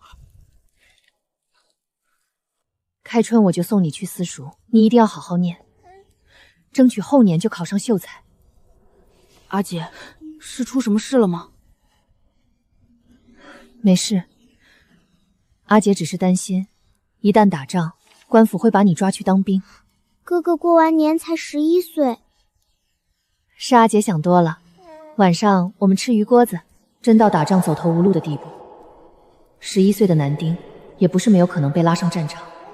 现在家里没有成年男丁，启明年纪最大，我得做好最糟糕的准备。不好了！朔北贼子侵略云中城华家村，烧杀抢掠，死了好几百人。华家村那离云中城不远啊，会不会往咱们这边来？这都快过年了，怎么突然出了这种事儿？我在赵老爷家当乳娘，今年赚了些工钱。前天放假，我想着去西宁城多买些年货回来过个好年。谁知道城里到处都在传华家村的事，城里人都说那些贼子是朔北国兵卒假扮的，估计要打仗了。惊雷军呢？他们没去把那些贼人杀了？你怎么知道惊雷军来了？前几天去城里卖鱼的时候撞见了，领头的大将军骑在高头大马上，威风凛凛，一看就很厉害。惊雷军到的时候，人都被杀光了，那些贼子已经先一步逃走了。阿姐，朔北贼子会来咱们村吗？他们会不会杀人？有阿姐在，你们不用怕。还不够，若真遇上危险，启明和诗雪也必须有自保能力。阿姐，这是什么？弓弩，比弓箭更容易瞄准，也更省力。这个小的呢？袖箭，藏在袖子里，关键时候能救命。阿姐，我也能用吗？等做好以后，我教你和诗雪。我会好好学。我不能永远站在他们身前，要教他们自保，至少要让他们在危险来时多一条活路。姑娘这次想买什么？能不能定制铁器？什么铁器？这是弓弩和袖箭的图纸，不知道你们能不能做出来。姑娘稍等，我去叫一下我阿爹。这是姑娘画的。对，我想弓弩和袖箭都做3个，需要多少银子？我从未做过设计如此复杂的武器，图纸要求精细，还得用上好的铁矿，起码20两银子。多长时间能做好？至少1个月，先付2两银子定金。药膏涂的太多，伤口不透气，皮肤容易腐烂，在伤口上浅浅涂1层就行，每日清理换药会好得快些。姑娘懂医？略懂。药膏是药安长的大夫做的，说是特制药膏，治疗烫伤效果特别好，还说得涂厚点。这药膏开的不对，你们可以拿着它去另外3家医馆问问。烫伤几天了？3天。不疼吗？涂了药膏就不疼。没多大问题，可能是药性太浅，所以恢复慢些。我重新开一副药给你，1天换2次，7日伤口就能结痂。师傅，近几年你师伯的形势越来越荒唐了。师伯开的药膏有问题，他加入了过量泡无液用来止痛，同时减少了黄连、地油和紫竹的分量，又往里面加了一些对伤口无用的药材。这药膏虽然不会害伤口恶化，却会大大减慢恢复时间。原本半月就能好，用了这副药膏恐怕1个多月才能痊愈。时间拖得越长，用的药膏就越多，孙铁山就得一直去药安堂买药，药安堂赚的也越多。叶明，等来日你能独立行医时，一定要记住，医者当以治病救人、悬壶济世为天命，切勿贪图名利，为一己之私罔顾病人痛苦，害人害己。徒儿记住了。爹，要不要把之前那副药膏拿到另外2家医馆问问？何大夫没有明说，最多就是医术不精，以后不去药安堂看病就是。弓弩的短剑多做20笔，等那位姑娘来取货时送给她。还好那位宋姑娘看出来了，否则阿爹这伤还不知道要拖到什么时候。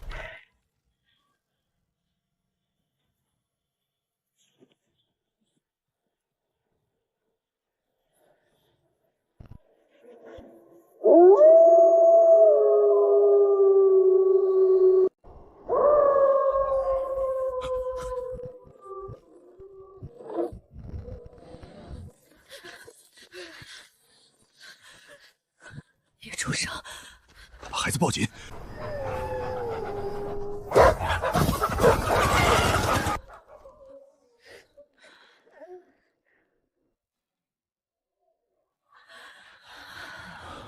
宋川住家近的那3头狼，肯定就是上次在北山看到的那群狼。他们从北山过来了。你去哪儿？我去金昭家看看，他们院子里有2头羊，要是被狼发现，狼群肯定第一个冲进去。你留在家里，把门窗看好。这么高的院墙，野狼肯定跳不进去。阿爷，昨晚上狼群袭击了村委栓住家，我担心他们今晚还会过来。你把这2头羊关进西屋，鸡窝里的鸡也关进去，门和窗户都关好，无论外面发生什么，都千万别出来。阿爷，院墙这么高，狼跳不进来。就算他们真的进来了，我也能躲在屋子里射杀。阿爷知道你有本事，可再有本事，双拳也难敌4手。万事当心，千万不能冒险。你得想想家里的启明、诗雪和安好。我知道，知道就好。你这孩子最怕没人管，一没人管就敢拿自己的命去拼。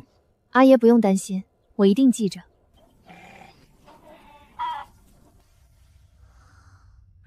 阿姐，你睡了吗？睡吧，我在。阿姐，盖住安好的耳朵，别让他听见。弓弩和袖箭还没做好，否则启明和诗雪也能多一分自保能力。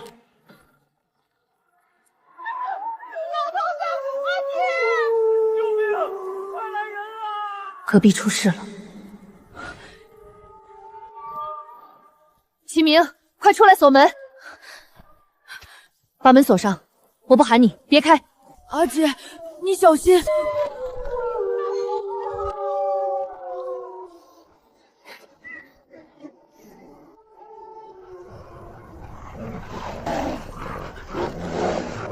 阿爹！水生！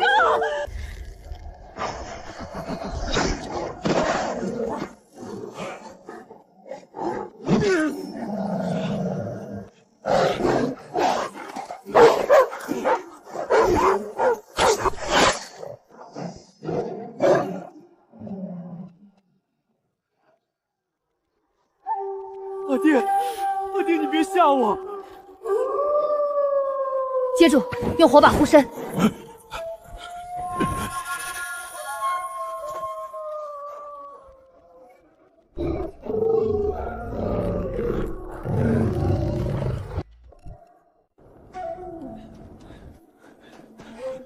在那边，在大田家。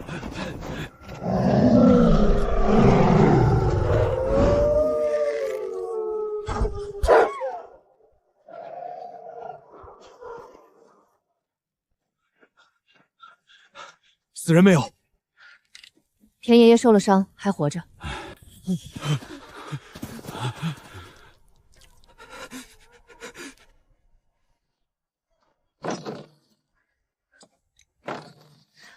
狼已经走了，你和启明带安好回房间睡觉，别动着，让开。没有伤到大血管，忍着点儿。金昭什么时候还懂医了？金昭，那些狼会不会再来？死掉的5头狼对他们损失很大，在确保能将我们全部杀死之前，他们应该不会再下山袭击。那就好，那就好。金昭，昨晚多谢你出手协助，要不是你，我阿爹肯定不行了。当时若等村长他们赶到，不光我阿爹，说不定我也已经死了。不用，顺手的事情。家里没什么值钱的东西，给启明失血和安好补补身体，做完肯定把他们吓坏了。田爷爷伤口太深，一时半会儿好不了，我再给你们拿点药，每天换2次，半个月伤口应该能长好。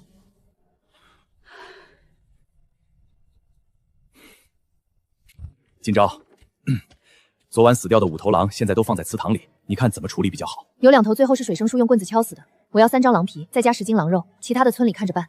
好，我让人把皮剥了，给你送过来。村里好些人家过年都没沾到荤香，正好家家户户分一点。几百斤狼肉本来都该是你的，我大哥家也才20斤。今朝，要不你去找村长说说，让他多分点肉给我们。狼肉太柴，启明和失血都不喜欢吃，家里剩下的二伯带回去吃吧。雪终于开始化了，年前订的弓弩和袖箭也该做好了。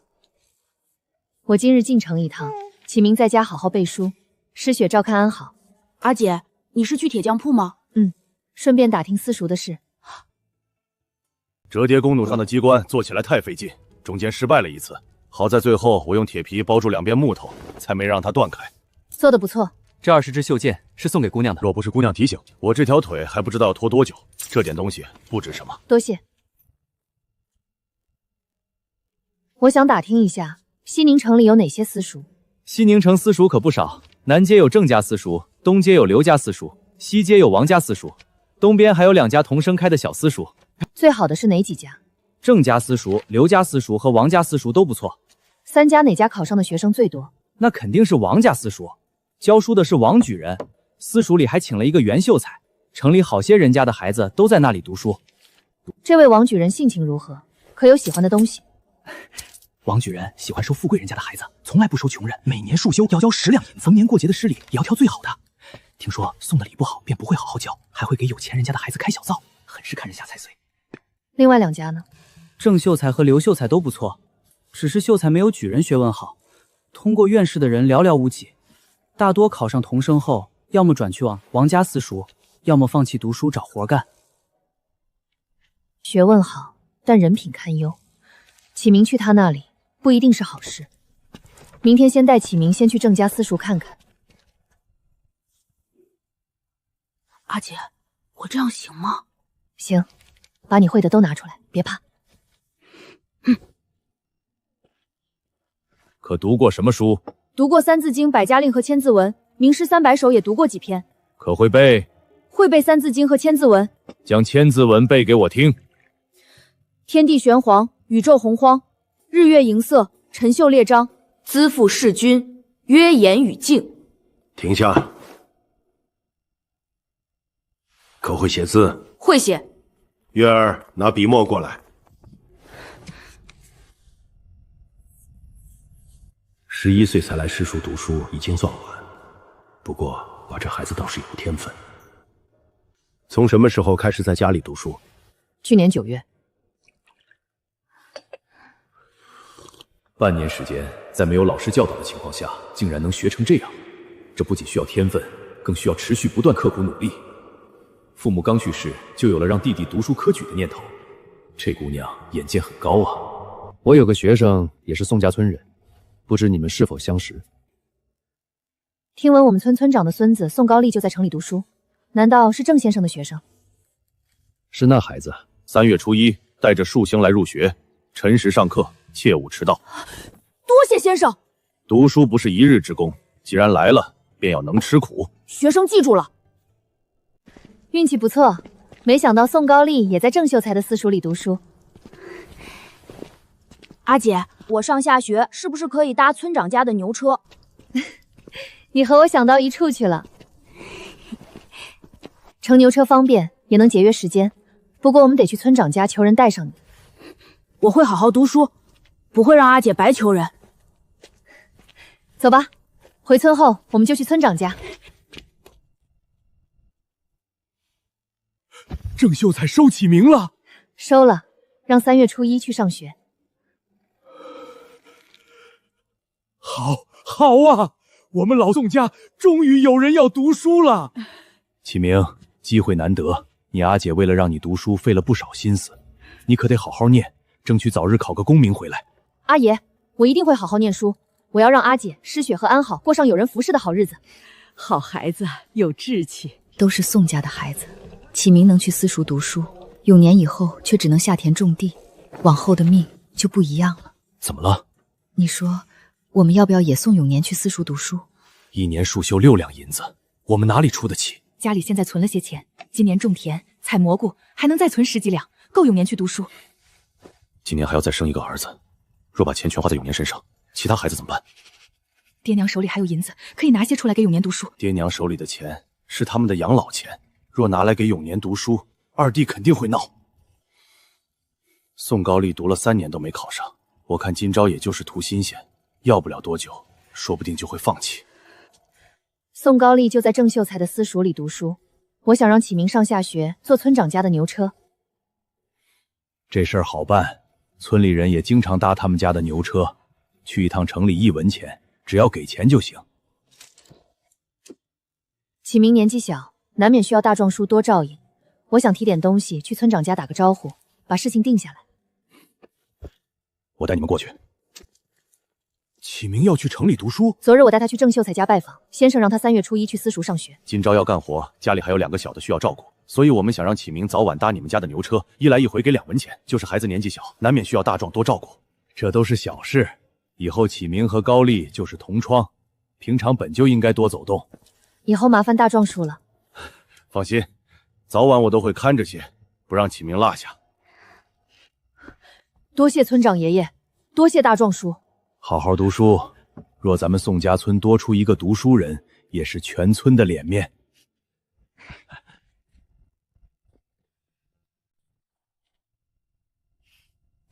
耀祖，启明要去城里读书，你是不是也要去？我比启明哥哥年纪小，现在还不用读书。阿娘，吃炒豆。阿娘，等我长到11岁，是不是也可以像启明哥哥一样去城里读书？对，等过2年，阿娘也送你去读书。你说什么胡话？我们哪有钱供耀祖读书？我们没钱，爹娘有钱，他们种田多出来的粮食都补贴给了大哥大嫂。去年采蘑菇也赚了好几两银子。你我要是不想办法，等以后他们走了，那些东西就全是大房的。我们就耀祖一个儿子，也不打算再生。难道你想让他处处落别人一搏？正好趁这个机会让爹娘掏钱。已经分家，我就怕大哥不答应。这有何难？启明去城里读书，我就不信大嫂心里没想法。只要他敢送永年去读书，我们就去老屋找爹娘要钱。那要是大哥不提怎么办？你话说的太早，到时候要是不送，耀祖肯定会难过，说不定还会怪我们。耀祖比永年小2岁，我们等得起，大房不一定等得起。你这2天多和爹娘走动，别让他们瞒着我们，偷偷送永年读书就成。耀祖脑瓜机灵，只要能考上，以后村里人都得喊你一声老爷，多有面子啊！大壮媳妇儿，高丽在私塾念书，1年要花多少银子？1年束身6两，再加上7七八八其他费用，差不多12两。昨天你公爹和金钊来我家，说启明要去城里读书，可把我惊着了。金钊这丫头不仅有本事，对弟妹也是真好。启明他爹在世的时候都没说要把孩子送去私塾，金钊却做到了。可惜就是晚了几年，11岁才上学堂，等考上还不知道要到几岁。11岁晚了，书得从小读。我家高丽入学的时候，先生就说他晚了，别人家孩子都是6岁入学。哎，我家高丽8岁才开始进学堂，足足晚了2年，到现在都还没考上童生。永年不能再等了，再晚1年，真的就来不及了。我要送永年去私塾读书。你怎么还没放弃？都说了，家里没钱。我们可以换一家私塾，城里有的私塾1年才收3两银子数学，我们省着点，肯定够。那是童生老爷开的私塾，读一辈子都考不上秀才。可以先读1年，再去好的私塾，到时候进度也能快些。那就等明年再去读。不行，大壮媳妇说了，孩子越小读书越好，永年已经晚了好几年，再晚1年就真的没用了。读书能有几个考上？到时候还不是得下地干活？反正都已经晚了，大不了再生一个儿子，培养小的。永年长大后还能帮家里干活。不行，先来后到，永年必须得读。你一个大男人，怎么还没你侄女有远见？吵什么？大老远就听到你们在吵架。阿娘，我想让永年去私塾读书，大郎就是不同意。没想到启明读书让大房也有了想法。能读书是好事，可1年12两银子的开销，你打算怎么挤出来？去年采蘑菇卖鱼存的钱够交今年的束胸，以前家里也存了一些，卖粮食还有2两银子进账，够永宁1年花销。读1年书，家底就见底了，明年怎么办？若读1年就不读，还不如从来没有开始过。平常吃喝哪样不要花钱？去年过年，大郎还说想再要一个儿子，不生了。爹，永年也是你亲孙子，你肯定也想让他有个好前途。启明能去城里读书，他去不了，你让他心里怎么想？我闹这些还不是为了孩子吗？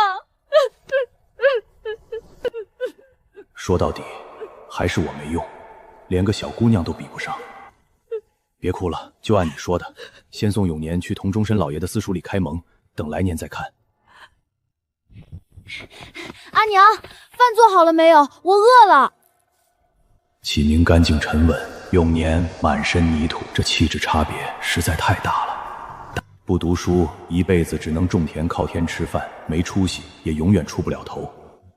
念就要念好的，让永年也去郑秀才的私塾，多出来的束勋，我和你阿娘出。谢谢爹，这银子就算我和梨花借你们的。一家人有什么借不借的？我和你阿年纪越来越大，你们还得自己多努力。果然，大房一提，2个老的就松口了。永年能去，凭什么耀祖不能去？得赶紧把耀祖读书的事情定下来，晚了可别让大房把爹娘的钱都掏空了。你跑这么急干什么？成了，大房要送永年去私塾，爹说多出来的束修他和娘出。真的？我亲耳听见的。阿娘，我也能去读书吗？能，我儿子当然能去。爹，我想送耀祖去私塾读书，家里钱不够，你能不能接济我们一点？耀祖才8岁，钱不够，可以过2年再读。8岁上学太晚。大壮媳妇说了，孩子6岁就该进学堂。难道我跟大壮媳妇的话被他偷听了吗？还是自己去问的？爹，娘，你们可不能偏心。永年有的，耀祖也必须有。分家的时候，家里东西分得清清楚楚，都过了这么多年，你们怎么好意思再让爹娘出钱供耀祖读书？大嫂要是这么说，就让爹娘跟我们2房住，免得便宜都被你们占了，反倒说我们不孝顺。老祖宗的规矩，爹娘跟长子住，你让爹娘搬过去，是想让村里人指着我的鼻子骂我不孝顺。大哥若是真孝顺，分家的时候家产就应该分3份，那才叫照顾爹娘养爹娘。现在他们独得1份，最后还不都补贴给了你吗？当初我坚持分4份，是想着不用处处找大儿子伸手，也不想受寄人篱下的苦。可如今单单拿银子给永年读书，的确对老二家不公平。好了，都别吵了。一家给3两银子束修，1年就是9两。我和你娘没有那么多钱。启明读书是今朝供得起，他们家不用给钱。对啊，3房不用给。老三刚死时，你们坚持要把安好过继出去，又要让失学给别人当童养媳冲喜，如今竟还觉得3房不该分到家产。老婆子，去把今朝叫来吧。若给3房分，到我们手里的肯定偏少，不给又不行。今朝若心里不高兴，以后不带我们山采蘑菇怎么办？自己采，山上可是有狼的。爹也真是的，不告诉今朝不就行了？他又不缺这2两银子。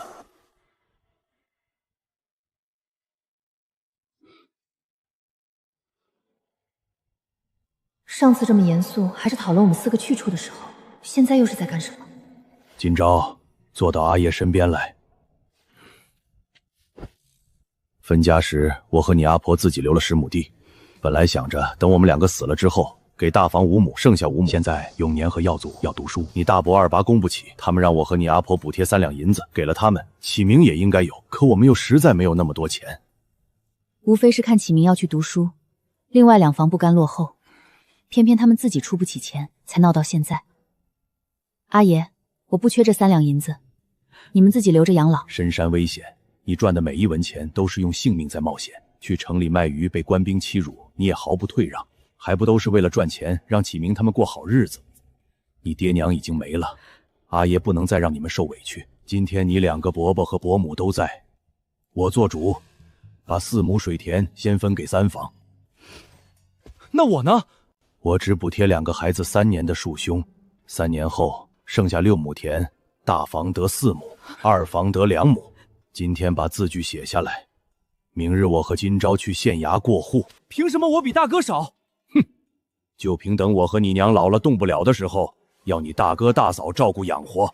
爹娘的意思是，以后养老和我们二房再没关系。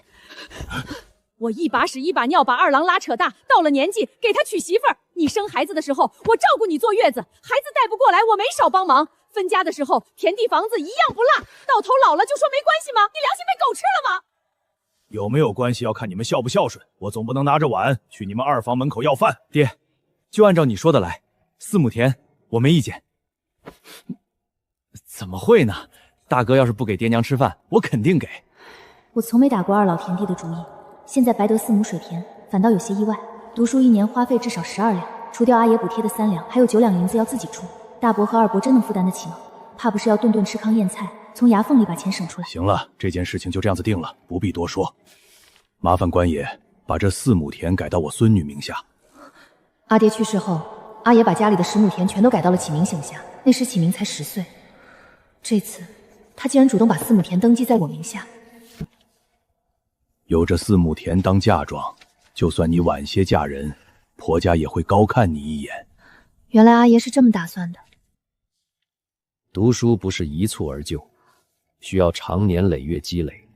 孩子年龄有些大了，若是家中富裕，也不会拖到现在。还请先生将小儿收下。他一定会勤学苦读，不白费先生教导。先生放心，耀祖从小就聪明，肯定能读好书，才不会像村长家的宋高丽一样，读了3年还考不上。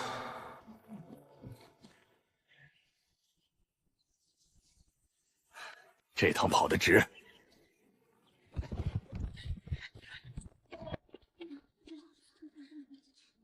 和我打听到的一样，读过几年、考过童生的，大多转学走了。中午在仙凤家吃饭，阿姐已经交过钱了。晚上放学记得坐高丽家的牛车回去，休息的时候就待在私塾里，别乱跑。城里人多，就怕遇到坏人。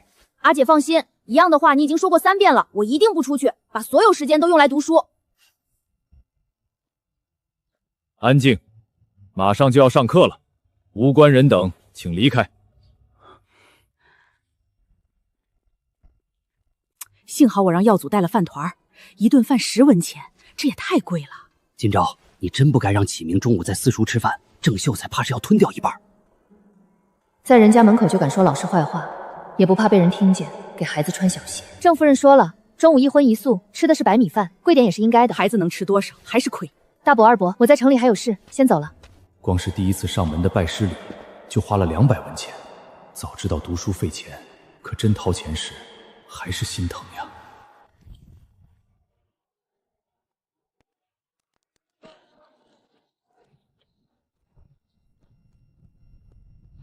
阿姐，我在菜园子里发现了一颗黄芪。刚冒头就认出来了，看来百药图上的药材你都记住了。我看了100多遍，阿姐买回来的药材我也都记住了。等天气再暖和些，阿姐带你去外面采新鲜药材。你要正式开始学医了。那安好怎么办？他现在正是活泼好动的时候，我们带他一起去，免得白天睡足，晚上一直闹腾。安好现在重了好多。是啊，体重比原先翻了1倍不止，脸上都有婴儿肥了。终于等到开春了，第一件事就是翻地，从去年收获的稻子中挑选饱满圆润的稻谷晾晒，等稻谷发芽，再搬到通风的地方等它们出苗。等这些天，果然一片手指长的水稻苗长得整齐鲜绿。我还以为你不会育苗，特意过来教你，没想到你都育好了。以前看阿爹弄过，我就会了。其实是上学时在书上看到过，和培育番茄种子差不多。阿姐，这是先生给我的新书。先生说，从明天开始，我就能在经馆上课了。郑秀才的私塾分蒙馆和经馆，蒙馆教幼童启蒙，经馆才开始专攻4书5经和8古文。这是郑先生写的，是先生夸我学得快，奖励给我的。那你可得好好学，别辜负先生的期望。阿姐，家里的柴火快用完了，等过几天放春假，我们再去河滩上捡。还有10几公柴，应该能撑到春假。明天我带诗雪去田埂上挖药材，会顺带捡点柴回来。阿姐，我们要挖药材了吗？我打算在后面的菜园子里种一些药材，方便你观察，以后也能入药。阿姐，这样根就不会断了。对，挖药材不能急，根完整才能看得清楚。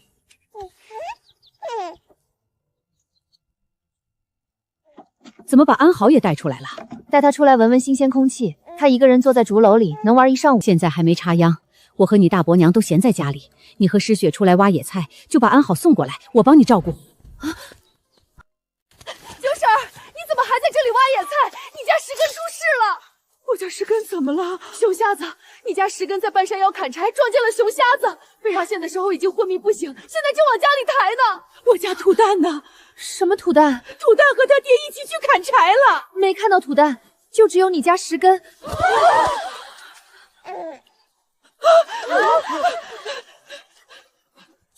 回去看看。带安好回家。阿姐，听话。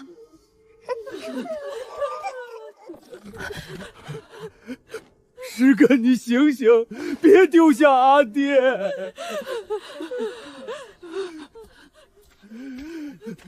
大夫来了！大夫来了！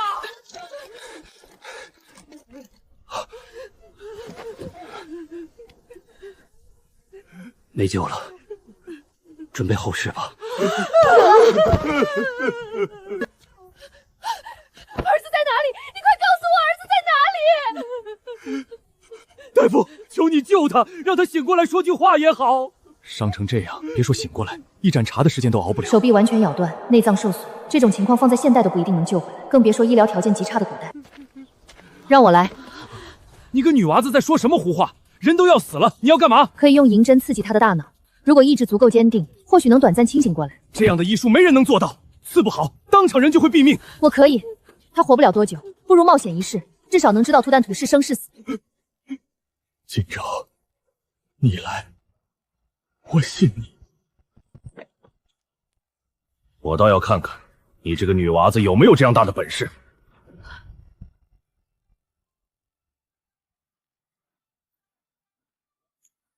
他竟然真的止住了血！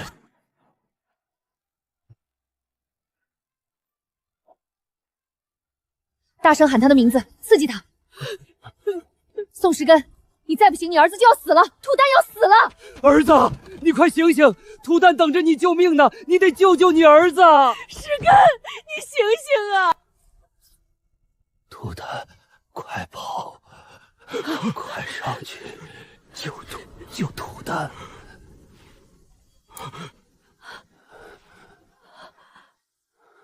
涂蛋在山上的树上，我让他爬上去，千万别下来。救涂蛋，救儿子。头顶2处入针，都是医者大忌，稍有不慎就会死。他竟然真让人醒过来了。村长，求求你救救我儿子！求求你救救我儿子！大家回家拿上家伙，马上上山救人。村长，过去这么久，可能孩子已经死了，去了也是白去。我们哪里会是熊瞎子的对手？而且上次逃走的狼群还在山上，若是撞在一起，怕不是有去无回。今朝丫头，我家就土蛋这一个孙子，要是他没了，这个家也就散了。宋今朝能猎杀花豹，一人能杀5头狼，他要是能上山，我们肯定能打过熊瞎子。今朝，求求你帮我救土蛋吧！喂奶的事情是我的错，我给你跪下了，求你救救土蛋吧！那棵树很高，熊上不去，涂蛋一定还活着。求你救我儿子！我引开熊的时候，他就在树上哭，救他。救人要紧，我回去拿弓箭。今朝，我跟你去。我也去。大壮，你马上回家拿刀，跟今朝一起上山救人。土蛋是乡亲们从小看着长大的，只要有一丝希望，我们就不能放弃。敢救人的，就一起上山，人多力量大，碰到熊瞎子就杀。阿姐，村里人都去，不会有事，你在家里等我，阿姐马上就回来。阿姐小心。宋石根就是从这里逃下山的，沿着血迹走。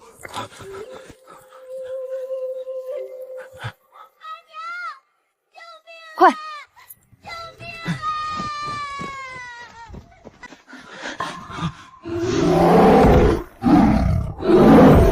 阿姐，救我！别下来，给我在树上待着。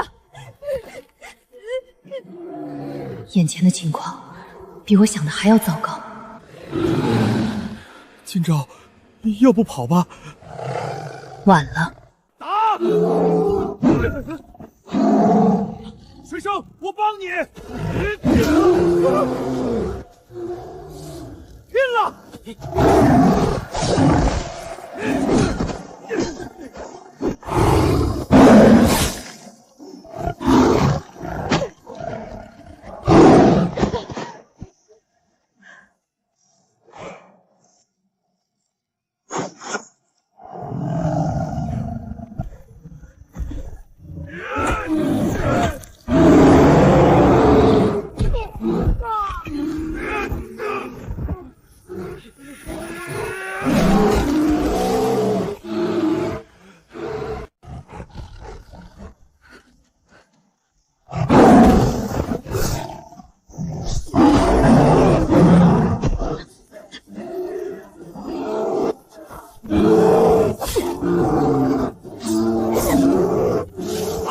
别让他抬腿！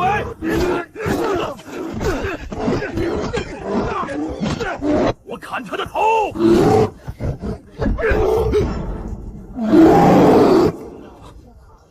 傻愣着发什么呆？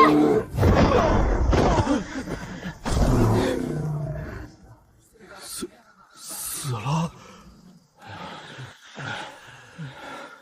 下来！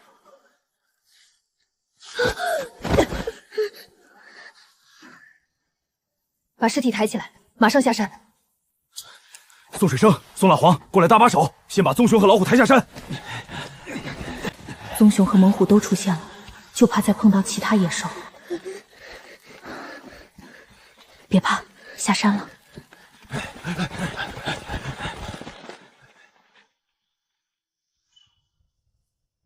他们下来了！土蛋，阿娘，受伤了。老虎爪子划破了衣服，没伤到肉。爹，受伤的是我，被熊瞎子拍那一下，我感觉肩膀都碎了，忙着下山。痛吗？我都不敢叫疼。这样呢？没刚才痛。关节移位了。啊！我手要断了！别喊了，还痛不痛？不疼了，真不疼了。这几天不要干重活，在家好好休息。这些你都是从哪里学的？刀疤叔教我的，我还看了医书。你们走了没多久，石根就咽气了。他临死前最记挂的就是土蛋。怎么不进去？你救了土蛋的命，是他们家的恩人。什么恩不恩人？石根叔刚去世，我还是不进去了。肉放久了不新鲜，要不我们马上去城里把它们卖了。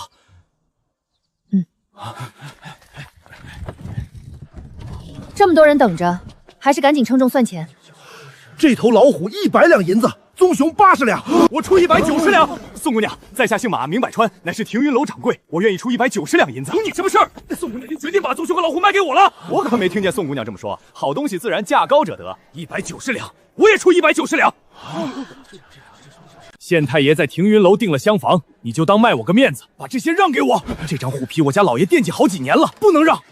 今天这东西不是我一个人的，谁开的价格高，我就卖给谁。191两，192两，193两，194两。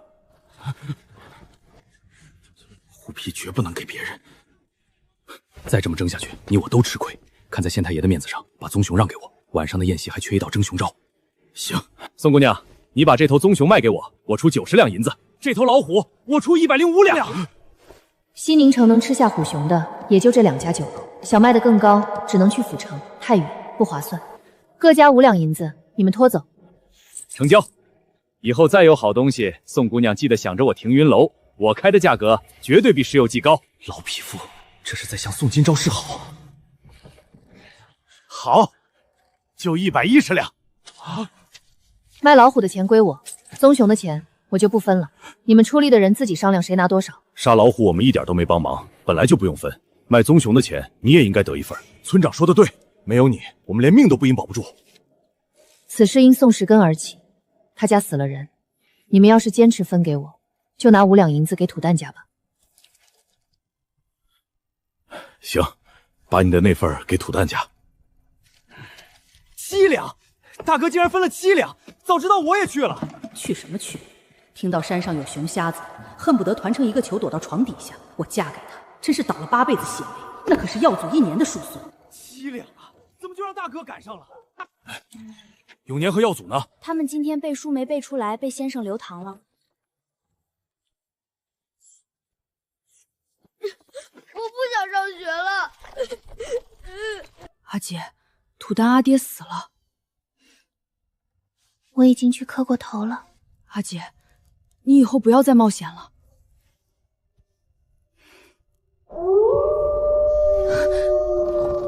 最近让村里人不要上山，山里不安分。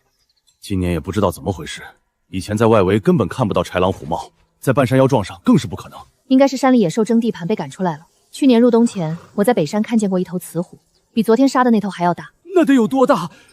不会下山吧？